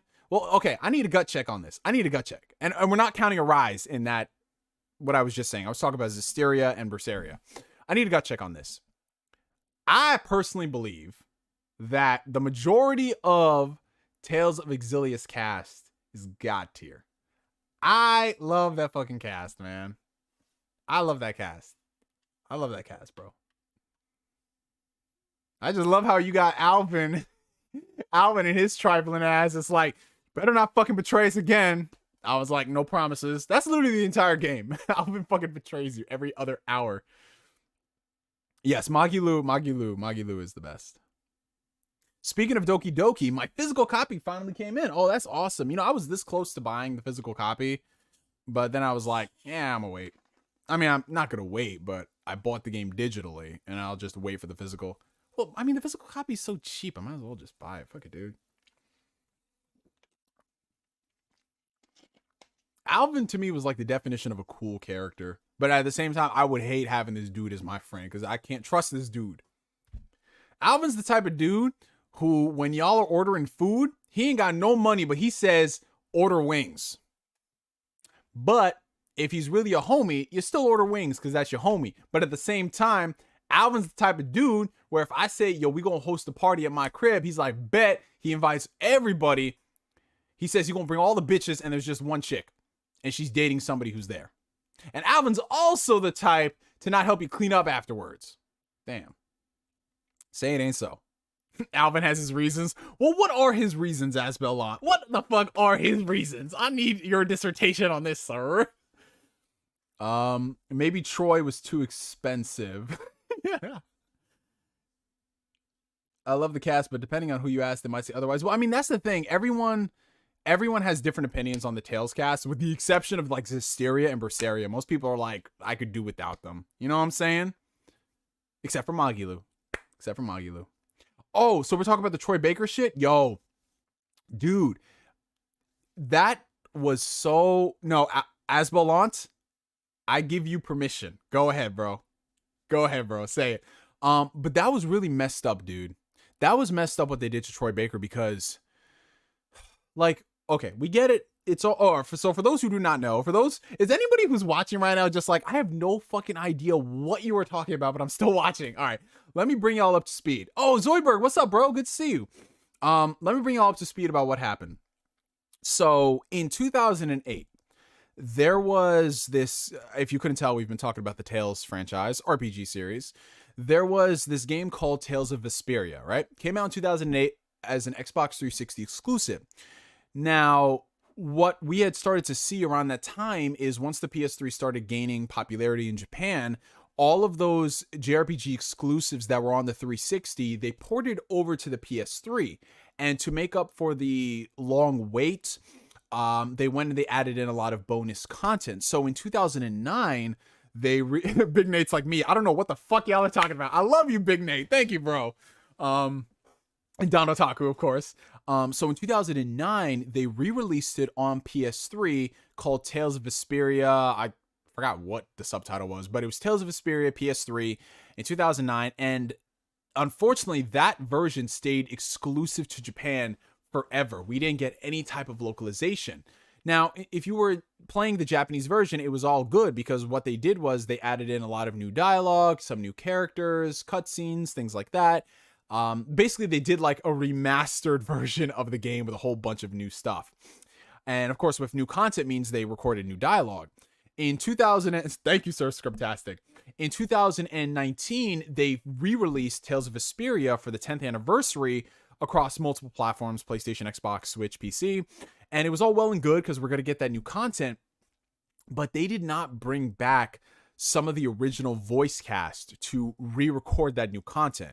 Now, what folks don't know about the voice acting industry is that a lot of the productions that happened back then, and even still now, are non-union. Now, what does non-union mean for people who don't work? Well, I mean, honestly, like, it's not just in the acting realm. You have it out here in the real as well. You know, you have firefighters unions, police unions, things like that. But basically in the realm of voice acting, when you have something that is a union production, it is something that goes through the union, which means that you are guaranteed certain rates, you're guaranteed, you know, certain stipulations as being part of a union. And with non-union, that means they literally just hire anybody. And that's the majority of anime these days. Majority of anime, if you're seeing something from Funimation or any other type of studio, 9 times out of 10, it is non-union, which means that they can pay you whatever rate that they want, whether it's high or whether it's low. And, you know, everything has its pros and cons. But when it came down to Tales of Vesperia, one of the actors, the main protagonist of that game, Yuri Lowell, is played by Troy Baker. In 2008, Troy Baker was an up-and-coming actor. In 2018-19, this man is at the top of his game. He's been in Last of Us. He's been in BioShock. He's been in damn near every single game you could think of. Like, dude is everywhere, and he's good at what he does. He's a fantastic, phenomenal actor. But the thing is, he's been working on a lot of union properties, which means working on union productions in animation, in film, and in video games means that he gets paid much more. And union, because of the nature of what it is, you're guaranteed a lot more. Obviously, he's going to prioritize those productions. So when it came down to bringing actors back, they didn't even contact Troy Baker at all, which is really schemy and fucked up. I can understand if you didn't want to bring him back because, okay, maybe he's too expensive, he's gone on to do different things, but this man is still voice acting to some extent in this type of video game realm. You know what I'm saying? He's not just doing the big budget stuff. He's doing a couple of things on the side. Every now and then he pops up in an anime. But with Troy Baker, and what really makes this sting is that the dude loves the character like no tomorrow. It was one of his first big roles. It's a role that people really like, they associate with him as the actor, and he knows it. So when they went and they re-released the game, they got someone else. I believe it was Grant George, who, to his credit, he's a great actor as well. But when you play the game, the way that the new dialogue is spliced in, they'll have an OG scene with Troy Baker as Yuri, and then the next line literally could be Grant George as Yuri. And they're two totally different performances. Now, if you're playing it and you get accustomed to it, you know, it's not that big a deal, but it is so noticeable if you're a fan of both actors and their performances. It's not like a Matthew Mercer, Troy Baker thing where they have similar vocal ranges, where Matt Mercer has doubled for Troy Baker in the past. He did that a lot. Most famously, people brought it up in the comment section, Kanji in Persona 4. Kanji, the original Kanji, was voiced by Troy Baker. Now, it was also in 2008, but for, I believe, the second part of the anime and maybe Ultimax, I'm not so sure on that, so someone correct me in the comment section, it was Matthew Mercer, which, you know, giving credit where credit's due, he does an amazing job sounding like Troy. But even then, you know, Matthew Mercer started to blow up, and he's just like, I don't want to be associated as the guy who can voice double for Troy Baker. I want to be the guy who's known as Matthew Mercer, which is a totally great take. So it just really sucks because, okay, yes, the studio does not owe it to any actor to contact them to say, do you want to come back for the role? As fucked up as that sounds, it's true. Like, no one actor owns this character or this role. But it is so fucking scummy that you're re-releasing this game that fans have been petitioning for an entire decade, right? It's going to be released on everything, so there's a new opportunity for people to buy it. And because it's such a cult-followed game within the franchise, you don't want to go the extra mile to spend maybe a little bit of extra cash just to get Troy Baker to come back in, because it's just going to be that stain on the franchise that you couldn't get, like, you chose to skimp out on this game when you have all this money just because you didn't want to get a union actor. And it sucks because Troy basically had to come out and set the record straight saying, I wasn't even contacted, and that fucking stings. Like, that sucks, dude.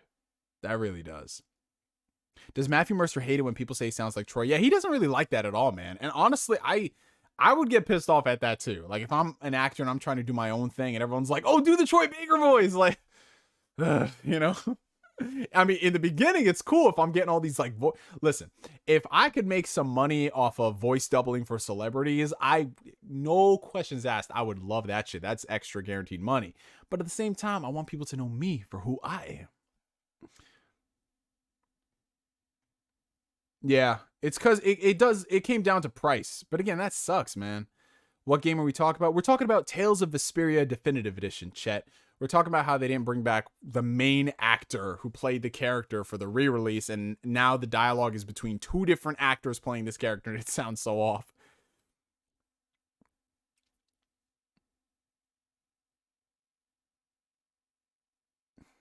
Okay, but back on point to talk about the Tales series. Hideo Baba is the reason we didn't see a new Tales game for years. It's no coincidence that once he left, we started getting more games. Dude, that's why I'm telling you, sometimes a change of leadership is good for a company. It doesn't always work out, but sometimes the person who's there the longest, that doesn't necessarily mean that they know exactly what's right for the franchise. And Hideo Baba is a great example. I mean, he's done a lot of good in the past, but sometimes you do need new blood coming in. You do need a new direction. You do need people who can look at the entire world and see what people are talking about, rather than just saying, hey, I'll make the game that I want to make no matter how archaic it is or what have you, So yeah, I think him stepping down, going and doing his own thing was really good, because it ended up giving us Tales of Arise. Back on point to Tales of Arise being amazing.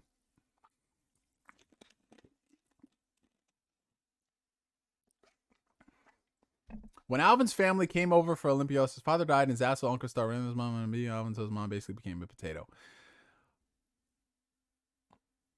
Now, like I said, it's been a long time since I played Tales of Exilia, but I only remember pieces of this.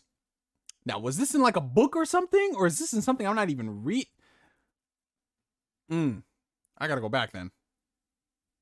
But what does that have to do with Alvin saying he gonna bring all the bitches to my party and there's no bitches? Like, what's it have to do with anything, Asbel? Because at the end of the day, I gotta clean up the piss off the floor. But Atlas got Troy back for Vincent. Like, what the fuck? Yo.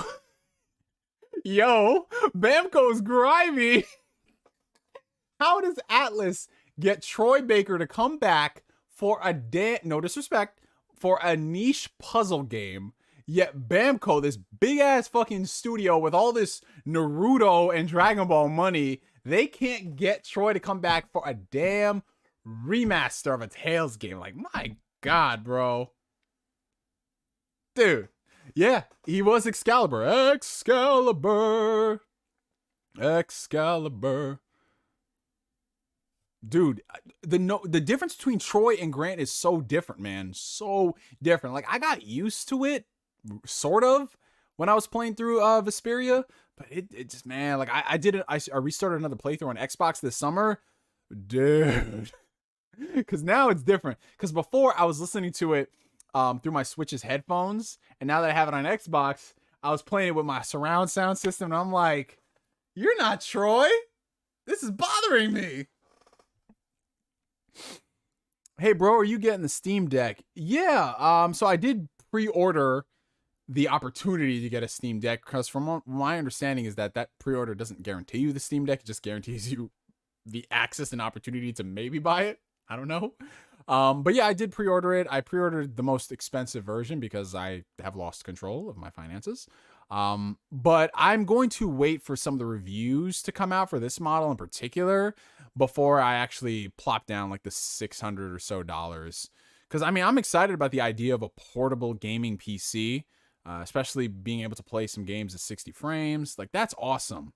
But if the reviews of it are very much so a Gen 1 type of product, I might just cancel my pre-order and wait for a future iteration if this does take off and we do get a Gen 2. But yeah, I'm interested to see what happens. Caitlin, what's up, sis? How you doing? She's just chilling in the box like, hello, how you doing? Troy killed it as Greed. Oh yeah, dude, Troy Baker as Greed is my favorite role he's done in anime. Dude, that script for Brotherhood was fantastic. I wonder how Grant feels about the situation. I'm sure he's happy about the opportunity, but it has to be a bit awkward for him. Yeah, Grant's going to be remembered as that one guy who came in to fill in lines for a character that Troy Baker couldn't come back for. That's so weird, dude. That's so weird. Like your credits on like behind the voice actors is Grant George, Troy Baker, Yuri Lowell for the exact same game. I'm like, wait, what? Make no sense. What's up, Yadogami? How you doing? Do you know of any good capture cards for under $100? Ooh, under $100, man. That's kind of, that's gonna be kind of hard. So the capture card that I have right now, I actually got for a little under $100. It is the, where are you, little one? This capture card right here. This is the Avermedia Live Gamer Mini. Now, this is not the most top of the line high end capture card. Obviously, this is a 1080p 60 frames per second capture card, which for me and for what I do on my channel, 1080p 60 for a lot of console games is fine. And if I ever wanted to have like higher resolutions, of course, I'd invest in an internal capture card for like, 4K, 1440p, all that stuff. But for me and my streams, you guys know I don't go above 1080p. So everything here is just 1080p 60. And I got this for, I think it was like 70 or 80 bucks on Amazon. But this thing in general is, I think, 100 and change. Yeah, I want to say if they even still make it, because I think the reason why it was only 80 bucks is because they were discontinuing this for another one.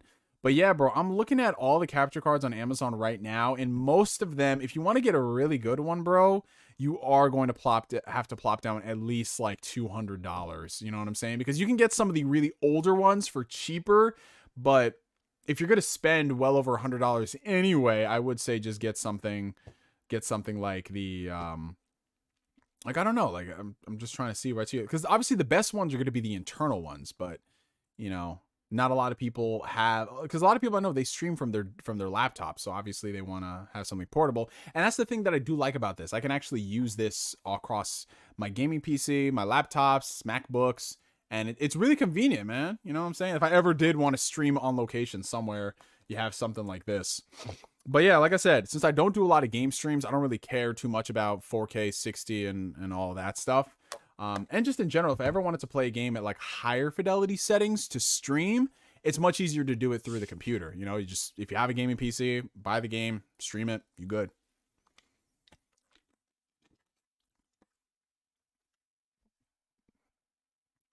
But let me see what else is available. Are we talking like internal, external? Because I'm looking at Avermedia.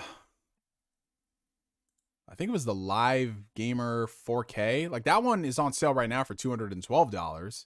Obviously, I know that's not in your price range, but I would just say save a little extra money, because when it comes to tech, yeah, obviously, we're all about budget solutions and everything. But one thing I've noticed with tech is that sometimes if you go too cheap with the budget, then you don't really get too much. It doesn't last you as long. Actually, okay, so the one that I bought, Fear No Hate, is actually, it's on sale right now for just under $100, 97 bucks. Like I said, 1080p, 60 frames per second. It's perfect if you want to stream Switch games like this. Oh my God, if I really streamed Switch games like that, I would definitely get one of these,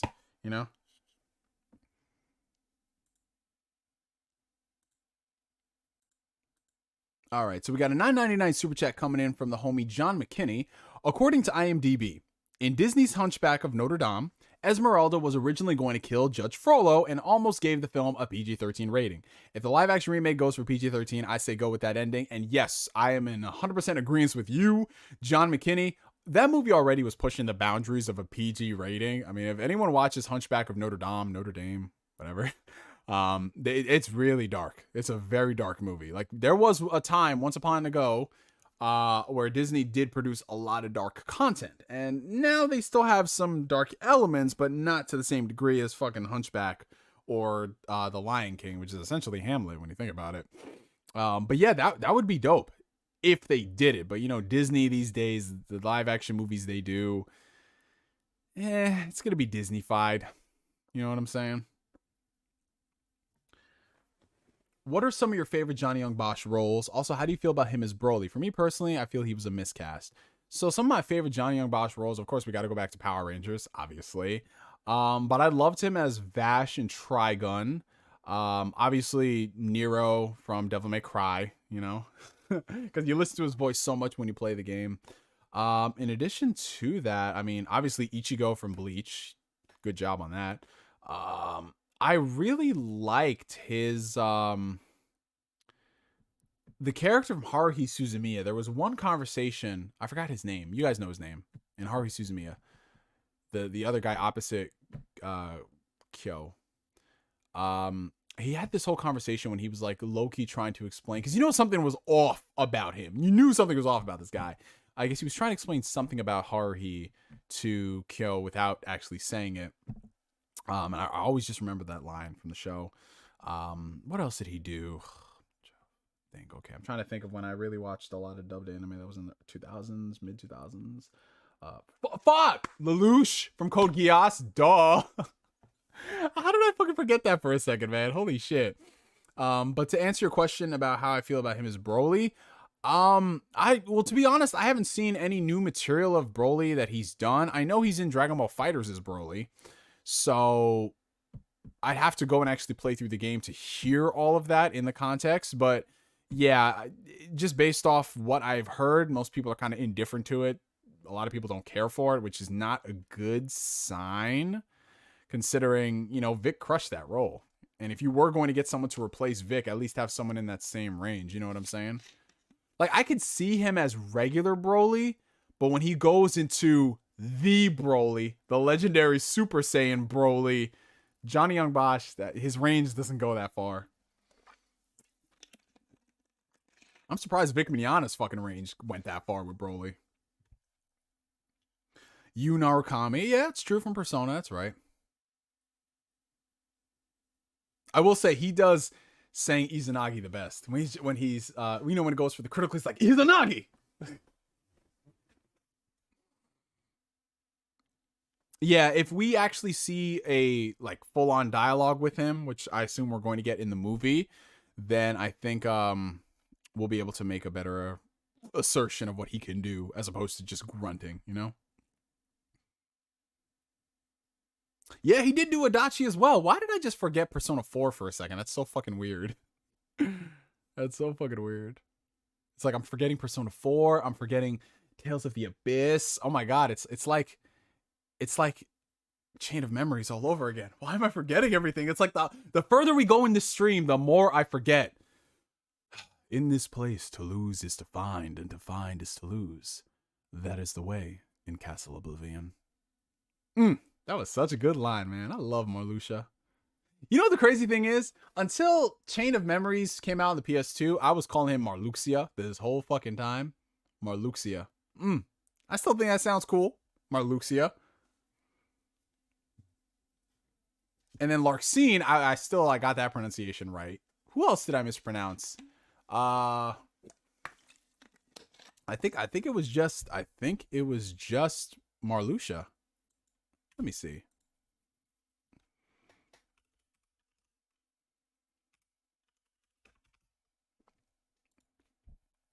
I'm trying to think of whose names I mispronounced. Okay, so I'm just remembering how I used to say it as a kid. I called him Lexius. I called him Lexius. Zexion. Yeah, everyone else's pronunciation was more or less the same. For a very brief moment in time, I called Sion Sion. I don't know. I had a problem pronouncing shit back in the day. But then again, these names, like, what the fuck? Some of them are very easy, like Zigbar. You could say it's Exigbar. Exigbar. Exemnis.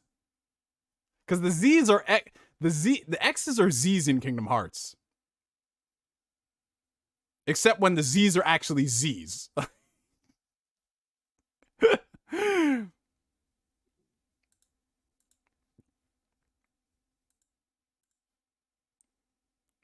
Luxord. I say Luxord. Yeah, he did do Sasori. But to be honest, I didn't really watch much of Shippuden dubbed. I only watched, I think... So I watched like the first 2 arcs dubbed, but the majority of the time I watched Shippuden was in Japanese, because, you know, back then the dub wasn't there. And the only time I ever watched the dub was when it was airing on Naruto.com. Y'all, throwback, old heads in the chat. Y'all remember when they used to air, before Crunchyroll, before that stuff, they used to air new episodes of Naruto Shippuden on Naruto.com, and you had that little tiny 4x3 window, terrible player, and I think they aired it a couple of weeks after Japan, the sub episodes, and then we finally got dubbed episodes at the end of 2009. Oh my god, I remember it was on Hulu too back then. That was one of the main reasons why I think a lot of people subscribed to Hulu, because that was the only place before Netflix where you could get like newer anime. And then Neon Alley. Yeah, Johnny Young Bosch is really good playing supporting characters. You know, like the brother in Blue Exorcist and Toradora. He was I just rewatched this show. What the fuck was his name? His name was starts with the T? No. Kitamura. That was his name. Early Viz dubs, everyone was voiced by Kirk Thornton, Kyle Hebert, or Wendy Lee. I mean, yeah, they played a lot of characters, yeah. A lot of Naruto characters, yeah. One Manga, yeah, I remember One Manga. I remember all them sites. One Manga, Databayo. Well, that's how we used to watch them subbed episodes of Naruto back in the day. What else? Oh my god, they had those like anime specific sites to watch the episodes. You know where I used to watch Shippuden back in the day? I used to watch Naruto Shippuden on Veo.com. Do you guys remember Veo? VEOH? And that was the only place, to my knowledge, that you could like on a video platform site like YouTube, that you could watch Naruto Shippuden, and they always uploaded the episodes, I think, the day after. So if the episode came out in Japan Thursday, it was up on Veo on Friday, and I made sure to download the episodes from Veo and put them on my PSP so I could watch them whenever I wanted. Dude, oh my god, this is like 2007, guys. 2007. I thought I was so badass with my video downloader program, watching these Naruto episodes on my PSP. And I remember, all the time in high school, because, after a while, the schools got hip to kids going to different websites. So they put a lot of blockers, mainly because kids were watching porn and shit. So a lot of those blockers, unfortunately, blocked the anime sites because it was too sketchy. And I remember I brought my PSP in, and I think it was like every Friday at lunchtime, we would just watch Naruto episodes on my PSP. We would just like plop up the PSP over a couple of books and just watch. Dude. Oh my god, that was legit like 14 years ago. We're just some old heads in this chat now, you guys. This is awesome. We were dedicated back then, man. We would not be stopped from seeing these episodes. Dude, I'm telling you, listen. Because remember, in the States, we were in Naruto filler territory, man. We were straight up in the trenches watching filler episodes. Like, that shit was not fun at all. Dude, from when Toonami shut down until... No, even before Toonami shut down, Toonami was getting kind of dry. It was rough out in these streets if you were an anime fan. So you had to watch that shit online, bro. Yeah, that's what we had to do, man. That is what we had to do. Tales of Arise is so good. Combat can be simple, easy, or complex and difficult as you want. Chef's kiss. Yes. Yes, my man Sandberg. We bringing it back to the Tales of Arise greatness. Can we get some motherfucking praise in the chat for Tales of Arise? Go, everybody. But anyway, back on point. Did this Neo just casually say kids were watching porn at his school? Dude. Oh my god, bro. Holy shit. Yeah, I got some stories to tell you. All right. So in 7th grade was my first introduction to the idea of niggas watching porn at school, because I thought it was a very weird concept, because I did what any kid my age at the age of 12 would do when they go on the internet. That's right, I went on to Club Penguin. That's exactly what I did. Nah, but dude, tell him, Takun. Also, what's up, Takun? Good to see you, brother. But I remember my first interaction. Let me tell y'all, Asbel, I'm asking for permission right now. That's not me asking, I'm just telling you. So I remember my first interaction to seeing porn on the internet was the weirdest fucking thing, you guys. I remember, and this is how pure your boy Neo is. This is how pure your boy Neo is, no matter what anyone says in this chat.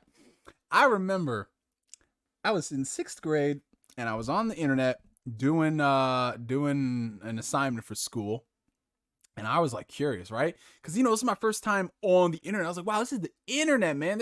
You can look up so much stuff like yuhakusho.com and dragonball.com. And let me go onto Google and I wonder if boobs are on the internet.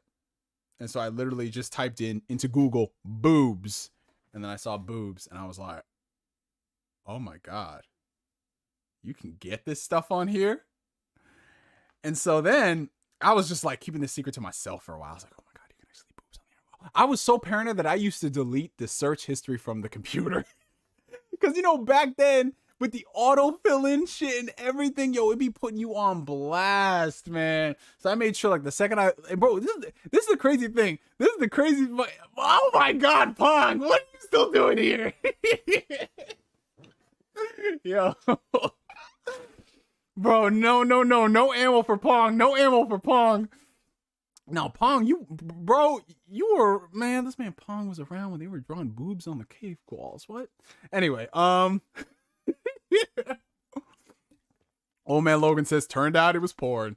No, I didn't do, no. I did not do this at school. I did not do this at school. I did this at home. I did this at home, man. All right. But the reason I brought this up is because here I was, a child by the age of 12, and I was like, wow, there's like boobs on the computer. This is crazy. Fast forward a year later in 7th grade, we had this one teacher, man. His name was Mr. Ferrone, right? His name was Mr. Ferrone, and I don't know if you could ever have a teacher that was so, I don't know if obtuse is the right word, you guys, but he was literally like, all right, so let me try to do an impression of him. All right. So he was this like not like big fat dude, but he was like kind of like a portly man, gray hair. His face was like, I don't know, I don't know how to fucking explain how this man looked, but he looked different, right? Not in a bad way, but he looked different. But the reason why I say this is because like, if you see how, we're not supposed to stereotype, but sometimes stereotyping makes sense. Like, how you look at someone, you're like, that nigga's probably weird. And that nigga probably is weird. And you end up being weird. So this dude, right, he was that kind of guy, like he wore his pants above his belly button. Yeah. And he was a portly dude. So he looked like the human version of a Voltorb, man. It was crazy.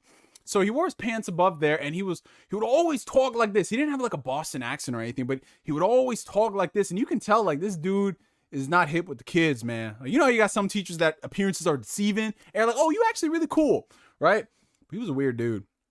So he was the type where if you asked this man about like sex, it would be the weirdest fucking conversation on the face of the dang planet, bro.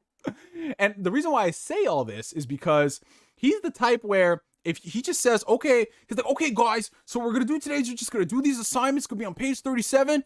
Just do your assignments, right? So we were just doing our assignments. And then there was this one lone computer in the back of the classroom. And there were these two dudes on there, my boy Jason, and I forgot this other dude's name is. Let's call him Derek, right? So this boy Jason and Derek, they were just up there, and bro, what they was looking up was way more than boobs, man. I saw at the tender ripe age of 13, my first vagina. So I saw that for the first time, but it wasn't just one, it was two. These dudes had pulled up the like holy grail of videos in that computer in the back. And it was so funny because I was like walking back there and I was just like, oh, what do you got? Whoa. And I said, whoa, like really loud. And they were just like, yo, Chris, shut the fuck up. I was like, what the fuck? I was so shocked. I was like, vaginas, what is this? And then like one of my boys heard my whoa. And he's like, yo, Chris, what's going on back here? And he said, yo, even louder than I did. And then all the dudes came to the back of the class. And then one girl came in and she was just like, oh no. And it was just like these two white girls having sex. And yo, the funniest shit about this whole situation. The funniest shit about this whole situation, you guys, is I remember like, dude, I remember I came back because, I was just like so pure back then. And I was just like, whoa, those girls they're having sex. And he's like, well, Chris, what do you know about this, bro? You wouldn't even know what to do with it. And I was just like, do with what? And I was like, bro, you're 12. What the fuck? Like, you're the same age as me, man. And then I was like, and then I asked him afterwards, I was just like, what do you mean do with it? You're talking about like having sex with the girl? And he was like, nah, bro, I'm talking about something else. And then that will end the chat for today because it is not a Christian channel. But yeah, that was my first interaction seeing porn at the school. It was in science class, 7th grade science class, man. It was very interesting because we had the whole class watching porn. So it was like an orgy, but no one was doing anything except watching. In hindsight, that's actually kind of suspect. Because why the fuck are a bunch of dudes getting together and watching porn? Yeah, there's something not quite right with that. Oh, we got a $5 super chat coming in from the homie Old Man Logan. At the library when I was a kid, I was trying to find gaming stuff, so I looked up tipsandtricks.com. Turned out it was porn. Whoops, my bad. Bro, that's a porn story if there ever was one. That's like, I'm playing this game, tipsandtricks.com. What is this? Hot single MILFs in my area. Oh, I gotta click on this. The best game you've never heard of. I gotta click on this. And then she comes out of the computer and that's your porn story. Oh man, you know, in hindsight, that sounds like a great fucking story. That's like VR, but it's real. He said, unleash the floodgates, Neo. Asma, you are such a bad influence today, my friend. Bad influence. Shout out to everybody in the chat. If you guys are enjoying the stream, make sure y'all hit that like button. Can we get us up to 70 likes in the next couple minutes? I appreciate that. It's called a circle jerk, Neo. Hey, listen, I ain't gonna be in a circle jerk with no other men, Marcus, bro. Like, I'm just be honest. I know that's how you get down, bro. I know that's how you get down. But for me, it's what it is. It was for science in a science class. I like what you did there, Tycoon. We went past the Christian channel with the tales of Alvin explanation. I now know more about NeoGameSpark's history than I ever needed to. Hey, listen, you're one to talk about history, bro. You know all of the history, man. This man was there when the friggin'... No, let me see. Let's say this man was there when Mount Rushmore was crafted. This man, Pong, was literally the guy who they wrote...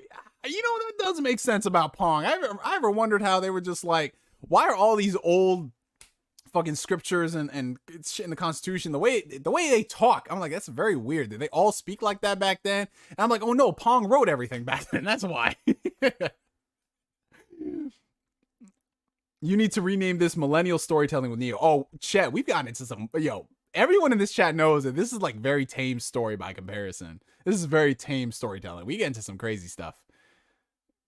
We didn't have any crazy internets like you kids. Yeah, Pong is from a dark era, guys. Pong is from an era where, you look at the box of a game and it looks like the craziest game in the world, and it's literally just a Space Invaders knockoff. Yo. Oh man. Nah, Marcus, that's what you be up to, bro. Why is Black Bond texting me right now? And he's supposed to be at a club at the moment. This man Bond. What am I playing currently? Well, I'm playing Tales of Arise at the moment. To bring this all back to gaming, I'm playing Tales of Arise and loving it. I just finished up Lost Judgment a few days ago, and I was playing the Battlefield 2042 beta, and that game needs another 20 years in the oven.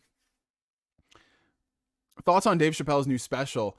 So I watched it last night, and I'm gonna be real, I didn't really laugh at it whatsoever. To me, it was the weakest of his specials. I totally get what he was going for, because this is kind of like his tell-all confessional clapback to all the vitriol that was spewed at him over the past couple of years. But I don't know, man. To me, that's like the easy way out of doing things. I get he was trying to say we need to have a dialogue and conversation, but at the same time, none of his jokes really slapped, if that makes sense. And I thought it was maybe me. I was like, no, something's off with me. Well, let me go back and rewatch Sticks and Stones, which was his last special. And Sticks and Stones is fucking incredible. And then all the little shit that he does here and there is also really good. So, yeah, I didn't really care much for it. I'll probably not go back and watch it again.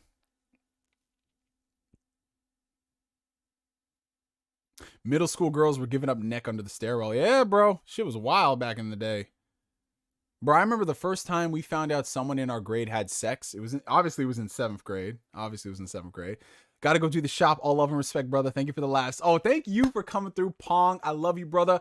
And after this stream concludes, you guys, because we are gonna wrap this up in a little bit, I want y'all to head over and show the homie Pong Soul some love over on the Shop podcast. I'm gonna send a link here in the chat. Their show is gonna go live right after we finish up here in the next we'll go for another 13 minutes, you guys. We'll go for another 13 minutes. So when this stream goes live, go ahead and show them some love, leave a lot of comments, say Neo sent you over. They go live in 13 minutes. So after that, we're going to go raid their stream. Actually, you know what? We'll stay a little longer. We're going to go raid their stream while it's going on. That'll be the last thing we do. Submit the floodgates. Yes, that's what we're going to do. Just finished it this morning. Only laughed like 3 times. Bro, I only laughed like twice. That's it, man. Have you seen Venom 2? If so, what do you think about it? I haven't seen Venom. I'm just going to save my money because I didn't like the first one. And I already saw the after credits scene. So to me, it's kind of whatever. I'll just wait for it to go on streaming.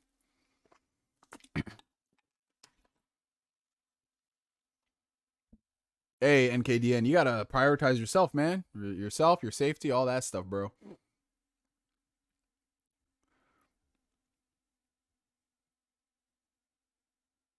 See, there's the issue right there. You're asking a teacher about sex. No, we didn't ask him about sex, but I felt like if we did talk to him about sex, it'd be the weirdest fucking conversation ever.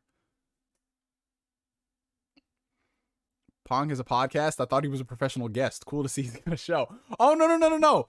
Pong is on everything, bro. He's on everything. So when I say it's his podcast, he's literally on everything. So they might as well be his podcast. This man, Pong, like I said, if I ever had an event, Pong is the first person I'm calling to be my promoter. Straight up, dude. Pong is just like when you want to get excited about something, Pong could get me excited for a piece of cheese. Get in here and enjoy this piece of cheese. I love that dude, man. Yeah, the reviews of Dune are really good so far, man. I'm excited. I am so fucking excited. I cannot wait. A few more weeks. Did you see the last episode of What If? Yes, I did. And I'm going to be honest, with everything now complete for the first season, I got to say, What If was pretty mid. Like, there was some interesting concepts that I enjoyed, but I don't know. I felt like there was too much unrealized potential there. You know what I'm saying? Like, did we need to see some of these stories? Like, for example, Captain Carter, bro, this whole Captain Carter thing is just so lame, dude. And it's not because she's a female version of Captain America. No, it's just they're not doing too much alternate stuff to make this seem compelling. And, you know, Peggy is not that great of a character in this What If show. She just exists, and her elements have basically been more or less everything Steve has encountered with the exception of a few key differences. And it's whatever, you know, like the highlights of What If, in my opinion, have been obviously seeing Chadwick Boseman come back as T'Challa Star-Lord, and the Doctor Strange episode, which to me is some of the best stuff that we've ever seen in the MCU. But other than that, I'm like, okay, Ultron has the stones. That's interesting. Oh, it's over? Okay, whatever. That's it. You know what I'm saying? And then there's just other stuff that we really didn't need to see, like Thor. What would happen if Loki and Thor weren't brothers? That's an interesting concept. Maybe different, they might go different paths. But it essentially was just Thor Ragnarok again. It was Thor Ragnarok in the sense that let's just take all the jokes from that and make it into a bro Thor. Like, we've already seen bro Thor. We've seen this shit before, so why are we getting it again? So yeah, I don't, yeah. Like, there's some good stuff with it, but altogether, What If, maybe they're building towards something with a second season, because I know they're doing one. But as it stands, I just, it's not like when you pick up an Elseworld comic from DC or What If Marvel Comics, you know what I'm saying? Like, those are very developed and fleshed out. Here, it's just a whole bunch of like, oh, different universes that maybe might be different, some not so much, and we're going to wrap everything together in a story at the end somewhat. That new Demon Slayer game is slated to be released soon. NeoGameSpark, man, get on it. It might surprise us. Oh, no. Law of casualties. If there's one thing I've learned about anime games is that they are a law of casualties, because every single time you buy one, you're all, dude, nah. With the exception of fighters, I can't just go out there and recommend anybody buy an anime game. You know what I'm saying? Like, yeah, you might find enjoyment in some of them, but they're just licensed games at the end of the day. They're fun for a little bit. It's cool to see how they look, but I don't know, man. I look at that Dragon Ball Z Kakarot game. It looks nice. I have it on PC. We streamed it on PC. We played a few hours of it, and then everyone in the chat was collectively like, let's go back to chatting. Did you like the Storm games? Oh, no, I like the Storm games, but the Storm games, we haven't had a Storm game since, what, 2016? So it's been a while, man. And even then, Storm was like the only great anime game out at the time. 3D anime arena brawlers are just, I don't mind them if they're executed well, but a lot of the time they're really not executed well. That Demon Slayer game is the next Storm game. But look at the content that's in that Demon Slayer game, bro. There's not a lot of content because there isn't a lot of content available for Demon Slayer. So I'm excited about it, but I can wait for it to price drop. I can wait for it to be $30. Or if my bro, who I game show, if he buys it, I'll download it. Yes. But yeah, I know it's CyberConnect 2. I know, but let's just calm down for a second. Let's just calm down. Look at how much content is going to be in that Demon Slayer game. All right. I'm not saying that it's a problem if the gameplay is fire, but there's not going to be a lot of content and still charging $60. So I'll get it when it's like 30 or 20, but right now, I need me some content. Somebody is cooking something downstairs. Smells like onions, peppers. Thoughts on Squid Game? So I'm only halfway through Squid Game right now. I just finished up episode 4, and I wanted to take a break for... No, I did not just finish up episode 4. I finished up episode 6. My bad. I finished up episode 6, and what I've done with Squid Game is that I watch 3 episodes, and then I take a break for 3 days. Then I watch 3 episodes and I take a break for 3 days. That's what I do to kind of prolong the life of the shows. But yeah, it's really good so far. Nah, it's all about Endwalker next month. You feel me? I want to, Bobby, but I got to catch up to Stormblood. But right now I'm on this Tales of Arise. So it's like, I don't think I can, I don't think I can get through both expansions before Endwalker comes out. Cause like hypothetically speaking, let's say I finish up Tales next week. Let's just say next week. I know life it for the next couple days, and I finish up Tales next week. That gives me 1, 2, 3, 4, 5, like 6 weeks to finish up Stormblood and do Shadowbringers. God, I don't think it's doable, man. Unless I literally wake up sunrise to sunset, just do the story, skip all the story. And I don't want to do that because I like the story. But yeah, I don't think it's man. Yo, Neo, we out for Smash Bros. Sora is here. No reaction video. Nah, I was half asleep when that stream was going on, man. I had a busy night the night before. So when I woke up literally to the stream when it was starting. I was like, all right, what's this all about? And I watched and I was like, oh shit, it's Sora. Y'all remember Clash of Ninja series? Oh my god. The GOAT series, man. Where my Clash of Ninja games at? Where are my Clash of Ninja games at?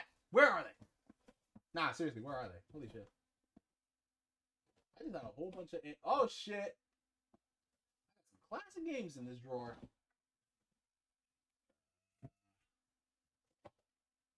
Where is... all my Ultimate Ninja games are now... Oh, no, here they are. Hold on.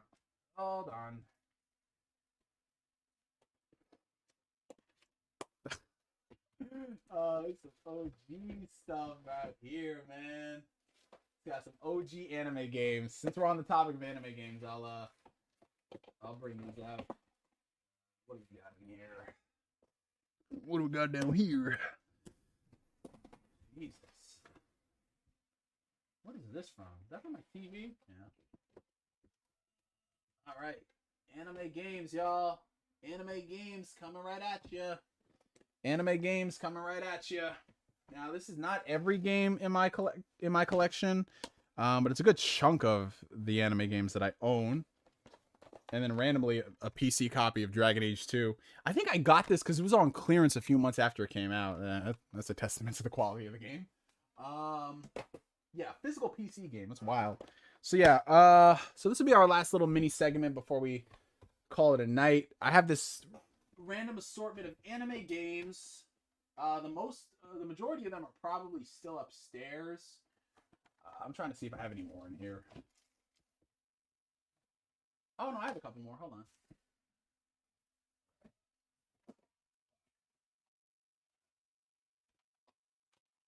I have like a lot of old VHS stuff in here.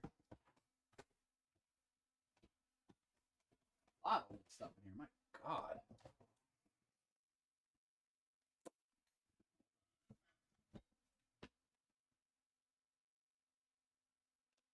All right, found a couple more too. Holy shit. Yeah, not everything, but a lot of good shit in here.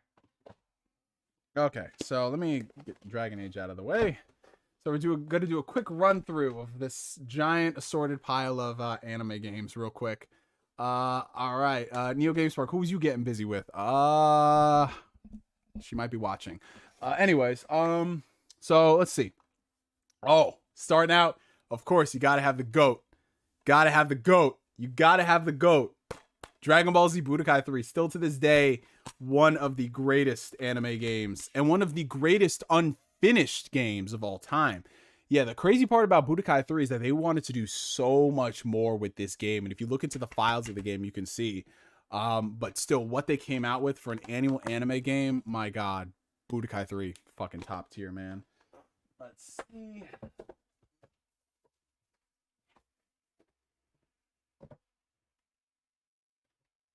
Okay, what else we got? We got Clash of Ninja Revolution 2. Man, them Clash of Ninja days, bruh.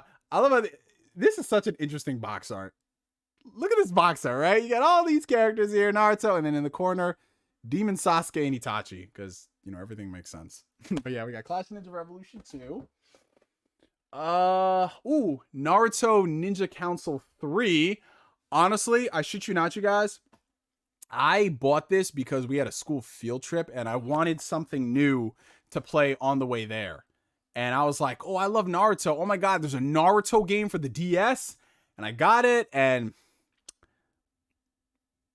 yeah, this is when I started to get woke to the idea of anime games just being movie license titles. So Naruto Ninja Council 3. And I think this is actually Ninja Council 4 in Japan, but they called it 3 here. There was a weird transitioning period because of localizations and shit. We got the OG Clash of Ninja Revolution. Bro, I was so fucking excited for this game because it was the first Naruto game on Wii and motion controls. And dude, I remember as weird as this sounds, in the beginning, I exclusively played using motion controls, which does not make sense when you're playing a fighting game to use motion controls, but it was fucking fun. I'm not gonna lie, man. And then doing the jutsus with like waggling the Wii remote and shit, and do the Rasengan, you jabbed it forward, dude. This brings me fucking back. Join now at NarutoNintendoGames.com, the Ninja Academy. Let's see what else. Oh, Naruto Uzumaki Chronicles 2. The only Uzumaki Chronicles game that exists, because that first one we don't talk about it. Thank God Quaku is not in this chat to bully me. I don't know how this made it in here, but Corey Gryffindor, if you are still watching, and because we talked about this today, Kingdom Hearts, Rechain of Memories. I remember I got this for Christmas 2008. Man, that brings me back, bro.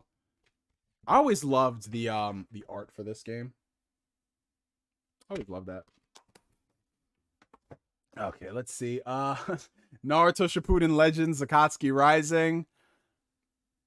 Again, same basic concept. I was like really on this high of Naruto Shippuden. I was like, oh, I want to get this game. I got it. It was on clearance at Target too. So I think I only paid like $20 for it.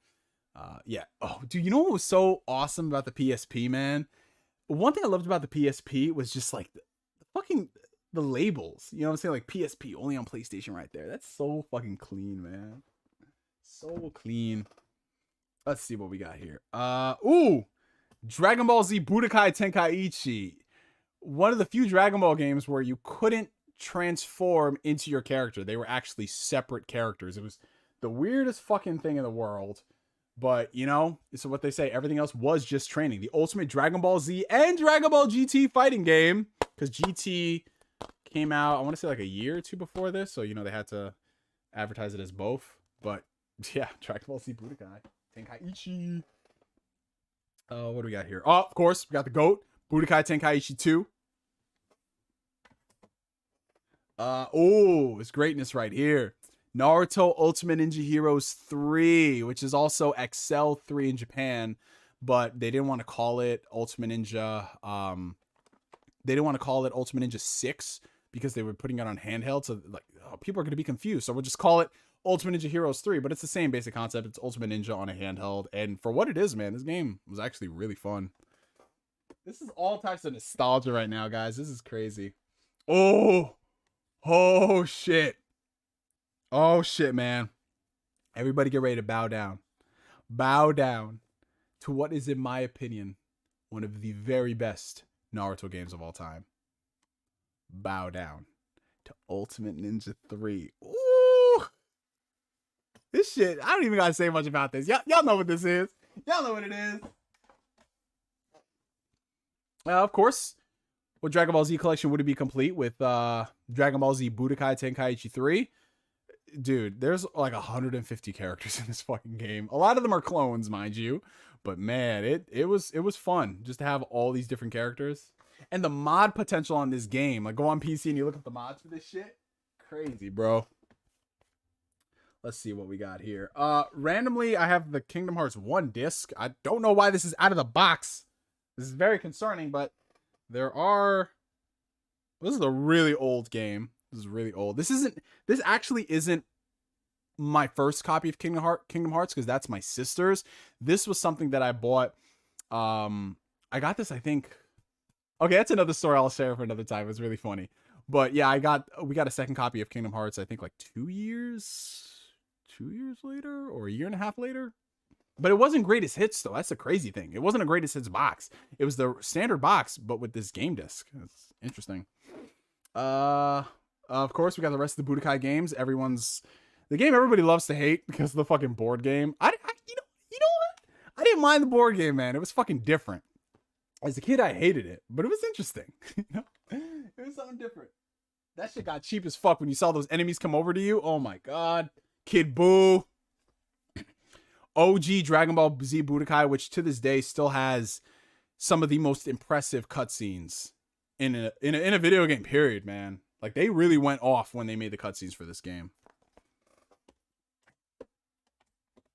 Ultimate Ninja 2, right over here. It's so funny about this game because this game is actually censored in the West.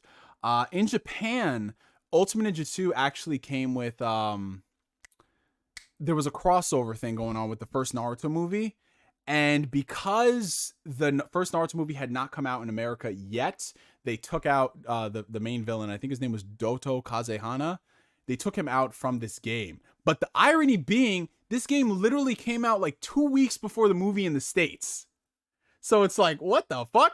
Like, why would you fucking do that and handicap this game? I don't know if they kept Rasengan in this. I don't think they renamed it Power Strike. But yeah, they did take out some stuff because of spoilers, which is so dumb. Like, bro, come on.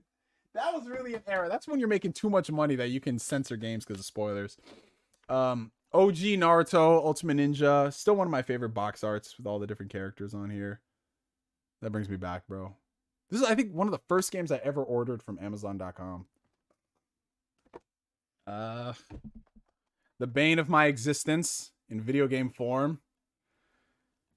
The less said about this game, the better. The less said about this game, the fucking better. And Quaku, if you're watching on the playback, I hate you. Ooh, one of my favorite anime games. Well, this is just video game, like card games in general. Yeah, if you're wondering, like these were literally hidden in a drawer, so there's dust on them. Yu-Gi-Oh! GX Spirit Caller, man. I've probably put like over 500 hours into this game because, number one, I love the GX aesthetic. I love the GX cards. And yeah, it's just Yu-Gi-Oh! On a handheld. I fucking love it, man. The cartridge is somewhere around here, though. Let's see. What else? Oh my god. Yo, check this shit out. Actually, let me move it over here because the homie Bobby just became a member. Thank you, brother. Thank you so much, man. Thank you, thank you. So, Yu Yu Hakusho Dark Tournament. All right, now to this day, I still don't know how to play this fucking game. The combos, the combat in this game was so fucking weird, dude. I haven't played it in a few years, but man, it was so strange. But the one thing I will say about this game is if you landed a successful combo in this game, bro, it was the most infuriating thing in the world because the sound effects for the punches and the kicks when you land them, there's like 10 times more emphasis when you finish up the combo. So you felt disrespected. So you felt like you wanted to learn the game. I never did learn the game. It's fucking confusing. But I wouldn't mind if they actually brought back Yu Yu Hakusho as a legit fighting game, dude. That shit would go off, man. Oh, here we have Yu-Gi-Oh! Nightmare Troubadour, which is basically the prequel to Yu-Gi-Oh! GX Spirit Caller. I mean, they're not connected, obviously, because of the characters are very different, but, you know, it's the same basic concepts in this one. Like, I was a real big, big fan of Yu-Gi-Oh! Games on handhelds, because after the age of 13, I stopped playing the card game, because, you know, just phased out of it. A lot of my friends stopped playing it, so I was like, yeah, whatever. But I really kept up with Yu-Gi-Oh! Via the card game, so Spirit Caller, Nightmare Troubadour, Tag Force on the PSP. Them shits was fun, bro. Let's see what else we got here. Ooh, what y'all know about this? Shaman King Power of Spirits. Now, here's the thing. I don't know if this game was good or not. I played it. I beat it as a kid. Pause. But one thing I loved about this game is that it's a legit, bro, it's a fighting game. It's like it's a 1v1 fighting game, you know, 2D style. Or was it 3D? I think it was 2D. I think it was 3D. I don't fucking remember at this point. But the cool part about it was that it actually mixed in tactical RPG combat. So anyone who likes things like Fire Emblem, Advanced Wars, grid-based combat, that's how you moved around your units. And then when you get into the actual combat, it changes into a fighting game. I was like, what the fuck? Like, I will always reference Shaman King Power of Spirits because it did something different. Who developed this? Intrinsic Alchemy. What did they do? Actually, my phone is right fucking here. Hold on. Intrinsic Alchemy.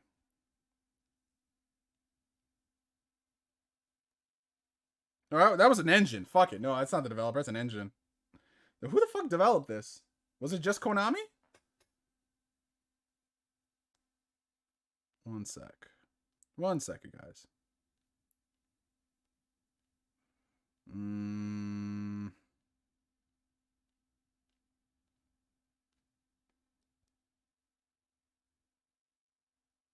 Shaman King Power of Spirit, PlayStation 2. According to Wikipedia, Shaman King. Shaman King. Thank you, Google. It was, I shit you not, guys. This game was developed by Winkysoft.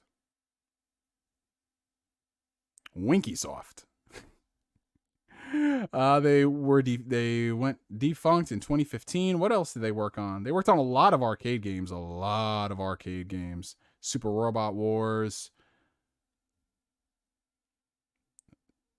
They did some stuff on the Famicom. Wow.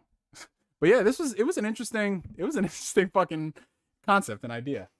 Shaman King, man. Ooh, okay. Now this is all right, well, hold up 1 second. So we got a $10 super chat coming in from the Law of Causality. Law of Causality, my brother. I called you the Law of the Casualty, bro, because that's what it was, those fucking anime games. But his name is actually Law of Causality. Where is Rise of a Ninja? That's literally the best one. No Naruto game collection is complete without it. Oh no, I got Naruto Rise of a Ninja. It's down there in my 360 collection. Ow! I just freaking stubbed my leg on my monitor. Not my fucking monitor, my tower. Oh, this is how you know I've been streaming too much, guys. I'm confusing everything. Is the PC the monitor? Okay, so like I was saying, also thank you for the super chat, Law of Causality. Thank you, bro. But yeah, that Shaman King was for the PS2. So this is when yo, man, niggas just be making anime games about anything right now.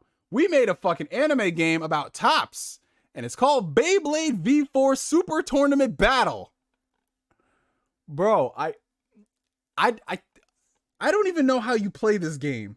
Like you build a Beyblade, you build it, you do that, and then you launch it, and I guess you have super powered spinning spark flying action. Mighty Bit Beast attacks. I don't know how you do this, because in Beyblade, it's all about how you shoot it. You know what I'm saying? And it's just, I love how, what's his name? Kai? Is his name Kai?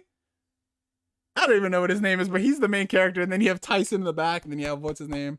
Oh, fuck, I'm forgetting everything, man. But Beyblade did have a fire-ass intro. Oh, of course, and you got the OG Naruto Clash of Ninja. Probably the worst $40 I ever spent, because you only have like 8 characters. Or technically 9 with Kyuubi Naruto, but we don't call him Kyuubi Naruto yet because of spoilers. But yo, this is what started it all, man. Clash of Ninja. Where the fuck is Clash of Ninja 2? I know it's somewhere in here. Where the fuck did you go? I got games fucking everywhere, man. Like I got Tales of Abyss over here. I got 13 Sentinels. What else is here? Fucking Ni no Kuni 2. Bro, I got this on clearance at Best Buy for like $20. I still haven't opened this shit. It comes with a steelbook, a papercraft kit, a soundtrack selection DLC, CD, and then exclusive DLC that's probably expired by now. I don't know. What else is over here? I fucking got One Piece Film Z randomly. I don't even, man. I love that movie, but I don't even know why it was over there. Red Dead Redemption disc, because I ended up buying it digitally because I didn't want to keep having the disc in my Xbox. Monster Hunter World Iceborne Master Edition. I got this because Amazon fucked up and they were selling it for $20 with the steelbook and everything. So I was like, oh, fuck yeah. What else do I randomly have over here? Oh, the last of the anime games. Over here. I have more upstairs. No, I got it. Here we go. Going full weeb for this one. $2 super chat from Flame. Respect Beyblade. Your gameplay died. Your GameCube died without it. Shut up. All right, so here we go, guys. The final anime game of the night. We have, here we go. I have to do it in Japanese. Naruto Shippuden Gekto Ninja Taisen EX. There you go, man. This is the not the first game I imported, but the first game I imported on the Wii. And that was mainly due to the fact that we weren't really getting a lot of Shippuden stuff in the States yet. So I went out to Play Asia. I bought this. It was the most excruciating 2 weeks of my life waiting for this game. But I had this and the freeloader. And yo, it was, bro, it was basically like playing Gekto Ninja Taisen 4 for the second time in my life. Just all these new characters who we never got. And we did eventually get these characters in EX3, but it took a while to get there. But yeah, I remember I was playing this in 2008, 9, around that time. Yeah, 8, 9. It was definitely well before we got Revolution 3 here. But then they released Gekto Ninja Taisen EX3, and then they did Gekto Ninja Taisen EX Special, which was the last Clash Ninja game they ever did. Okay, but yeah, that's those are all the anime games that I got down here in this little cupboard. Oh no, I forgot one. Hold on. Naruto Ultimate Ninja Heroes. Like I said, I was really big into handheld anime games. I was really big into them. And this one was interesting because I think you had like team attacks and stuff. Oh, you know what was really cool about this? I forgot what the feature on PlayStation was called, but they had this feature, and the DS had it too, where if you had a single game cartridge, you can play with your friends. So you could do combat with your friends off of one UMD cartridge, which was fucking clutch, because when you're a broke 12-year-old and the only money you get is from allowances, that shit made a world of a difference, man. Having that stuff like single cart play. And I mean, you have it now sort of with It Takes Two, those type of games where you have a friend pass and they download it and they can play with you. It's pretty dope. All right, so we're gonna get to some last minute questions. Jump Force, where is it? Joaquin. Okay, so this creature right here, Excessive Games, if he's still here, he's the person who, you know, I talk a lot about anime games with. We game share together. And this dude right here is responsible for purchasing Jump Force, My Hero Academia 1, My Hero Academia 2, One Piece Burning Blood, One Piece World Seeker, Naruto to Boruto, Shinobi Strikers, the Jump Force Deluxe Edition on Xbox, because he has to own 2 copies. Yeah, basically him. Straight up. But yeah, let me get to some last minute questions before we I have to love you and leave you guys. What's good, Neo? Have you gotten to play Metroid Dread yet? No, I haven't. I'm working on finishing Tales of Arise, and then I'm gonna dive straight into Metroid Dread. And I'm glad I don't really got anything to worry about because the impressions are very, very good. How do you feel about the GTA Trilogy remaster? I'm excited for it because I do love that era of Grand Theft Auto games, but I'm really skeptical about how far they're going to go to modernize it, because while I love those old school GTA games, they have not aged well at all. The controls are really bad. So I'm all for them modernizing it to an extent, but at the same time, how much effort is really going into this? You know, if it's going to be available on mobile and Switch, is it really going to be this big grandiose overhaul? I'm not so sure, but we're going to see. No, for those asking where's this game, where's that was just anime games. It wasn't like my regular PSP library, you know? Like my regular PSP library, of course, you gotta have the fucking GOAT. You gotta have the fucking GOAT. You gotta have not 1, but 2 copies of the fucking GOAT right here, man. And the reason why I have 2 copies is because the first copy, obviously, is Crisis Core. Bought that. UMD's probably still my PSP. And the second copy is actually... So I bought this on GameStop because they were having a sale on it. It was like clearance for like $8 back in 2011. And they ended up shipping me... Oh, that's great. They ended up shipping me, if you guys can see it, Final Fantasy VII Advent Children. So this is the movie on UMD they shipped me instead of Crisis Core. But, I mean, I got a PSP case. I got a Crisis Core manual. Definitely got to wash my hands because I have not touched this in years. Oh, man. Let's see. Okay, so last minute questions. Dude, I know those Bleach games, bro. When I hacked my PSP back in the day, that's how I played all my import Bleach games, man. Hacking a PSP, yo, if you hacked a PSP, that PSP purchase for like $250 became like a $3,000 product with all the games and the apps and the emulators. Dude, the PSP was so ahead of its time. So fucking ahead of its time, man. We were doing shit on the PSP that smartphones wouldn't do for years, man. Oh my God, bro. If you had a hacked PSP back in the day, Jesus Christ.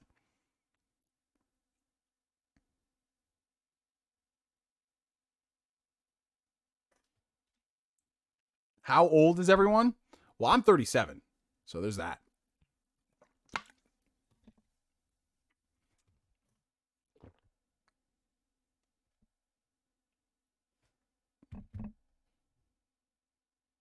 Oh, this man's 46. Read 9469. Nice. What time do you start your live streams? I usually try to start them around like 6:30 Eastern Standard Time. Guys, I'm not really 37. I'm 28.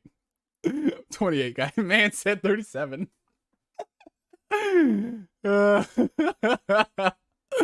Yo. Can't believe that you're that old. Excuse you. I look great for my age of 37. I love how J-World, everyone's like, how old are you? He listed his actual birth date. You are now canonically 37 years old. I'll take that, bro. Bro, you know what the crazy thing is? I still get people thinking I'm like 19 or 21. And listen, I'm going to hold off.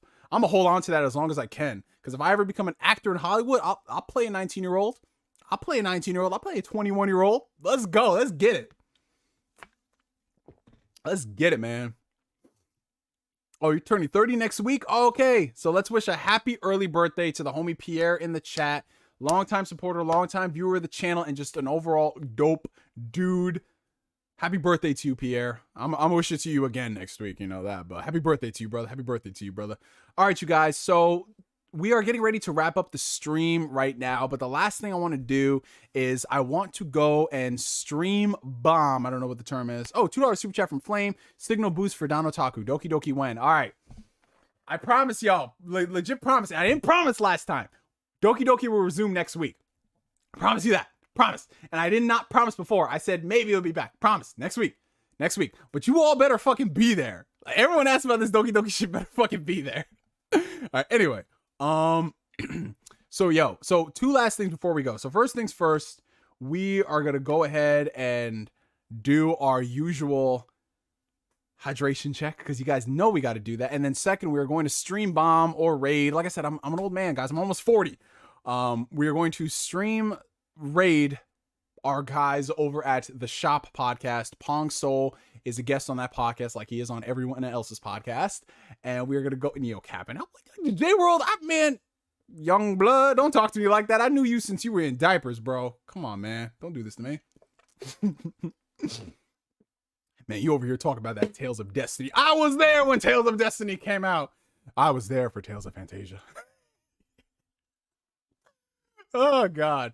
So, hydration check, for those who do not know, it's kind of become this ceremonious thing we do every Astroneal at the end of it. Basically, a way for you guys to get your daily water in. If you haven't been drinking your water on a daily basis, which you should be doing, you now get to listen to this random black dude who's pushing 40 years old drink on stream. So maybe this is good ASMR content. Maybe this is like two ways of working it out. But yeah, so you just get your favorite beverage of choice, whether it's carbonated water, whether it's regular water, whether it's mineral water, no vodka, because I know how some of y'all get.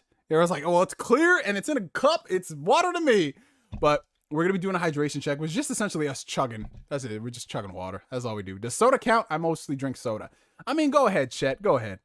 $5 super chat for Don Otaku. My anniversary vacation is next weekend. You better not resume Doki Doki when I can't watch it. Okay. For you, Don Otaku, DM me on Twitter when you are going on your anniversary vacation, and I'll make sure not to do it on that day. So DM me that on Twitter. But yeah, so here we go. We're going to go ahead and chug it. Ready? On count of three, y'all. 1, a 2, a 2.5, a 2.8, a 2.9, 3. Chug. This man said I got my bleach. Oh, well, we ain't seen him on the next Ask Neo.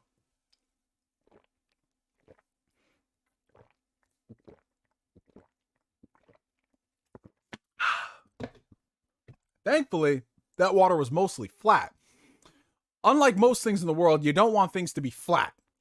But when it's carbonated water, it's great when it's flat, so you don't chug it and feel like death.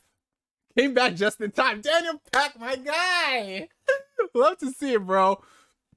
Yo, he's speaking Kingdom Hearts right now.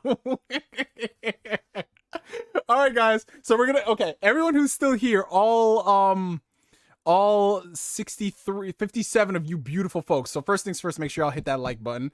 And second, I ran into ice. What is it, the Titanic? We're gonna go ahead and we're gonna head over to the Shop podcast right now. And we're gonna just go bomb the fuck out of them. That sounds terrible. We're just gonna go bomb. Who's calling me right now? I would say Siri, don't answer. So we're just gonna go bomb them right now. I put the link in the chat, guys. We're gonna stroll up on them right now. I wanna see the reactions. See the reactions. One sec. I got chills, bro. And like I said, I boosted it. So, so we're all in the chat right now. Are you guys in the chat? I'm in the chat. But I feel like this campaign is completely going to blow people out the water. For me, I've said this before. Yeah, I'm a fraud. I'm a noob to Halo. Like Halo 5 is my. Make first sure y'all, when y'all there, series. hit that like button. Hit that like button, y'all. Hit that like button. Let them know. Let them know. Let them know. People lined up around the store, around the block for it, and I'm doing the same thing. FBI, open up! Gran Turismo over while I'm playing on PlayStation. But yeah, if y'all can just go over there, hit the like button for them. Just send them a comment saying Neo sent me, what up, what up. Oh, they all in there. Oh shit, there we go. Oh, you guys are the fucking best. I love you guys. This is going to be the new standard as far as Neo bomb. That's a Neo bomb. Straight up, that's what it is. Like what we saw in the multiplayer and some of the new mechanics that they've added. Hold me. Things, but all right, so we're just gonna go ahead. We're gonna go ahead and wrap it up for tonight, you guys. As always, thank you guys so much from the bottom of my heart for coming through, pulling up for Ask Neo. You guys, I mean, I don't need to tell y'all this, but y'all is fucking dope. Y'all is awesome. So for the next couple days, until we meet again, everyone, keep being the same excellent, amazing individuals that you are. And remember, if you guys need to talk, I'm always here. My DMs are always open. I can't promise I'll get back to you as soon as possible, but I do try my very best to get back to everybody to talk about whatever, whatever. It could be something so simple as Flame over here talking about his shit taste in JRPGs. It could be that, or it could be something beautiful like Don Otaku with his wedding vacation next weekend. It could be any of those things. But yeah, you guys, enjoy the rest of your evenings. Enjoy the rest of your mornings. Enjoy the rest of your afternoons. Have a great fucking week. Enjoy your games. Enjoy your anime. Enjoy your manga. Enjoy whatever. And for me to for now, my name is NGS signing out. And like always, I will catch you guys later. Peace, y'all.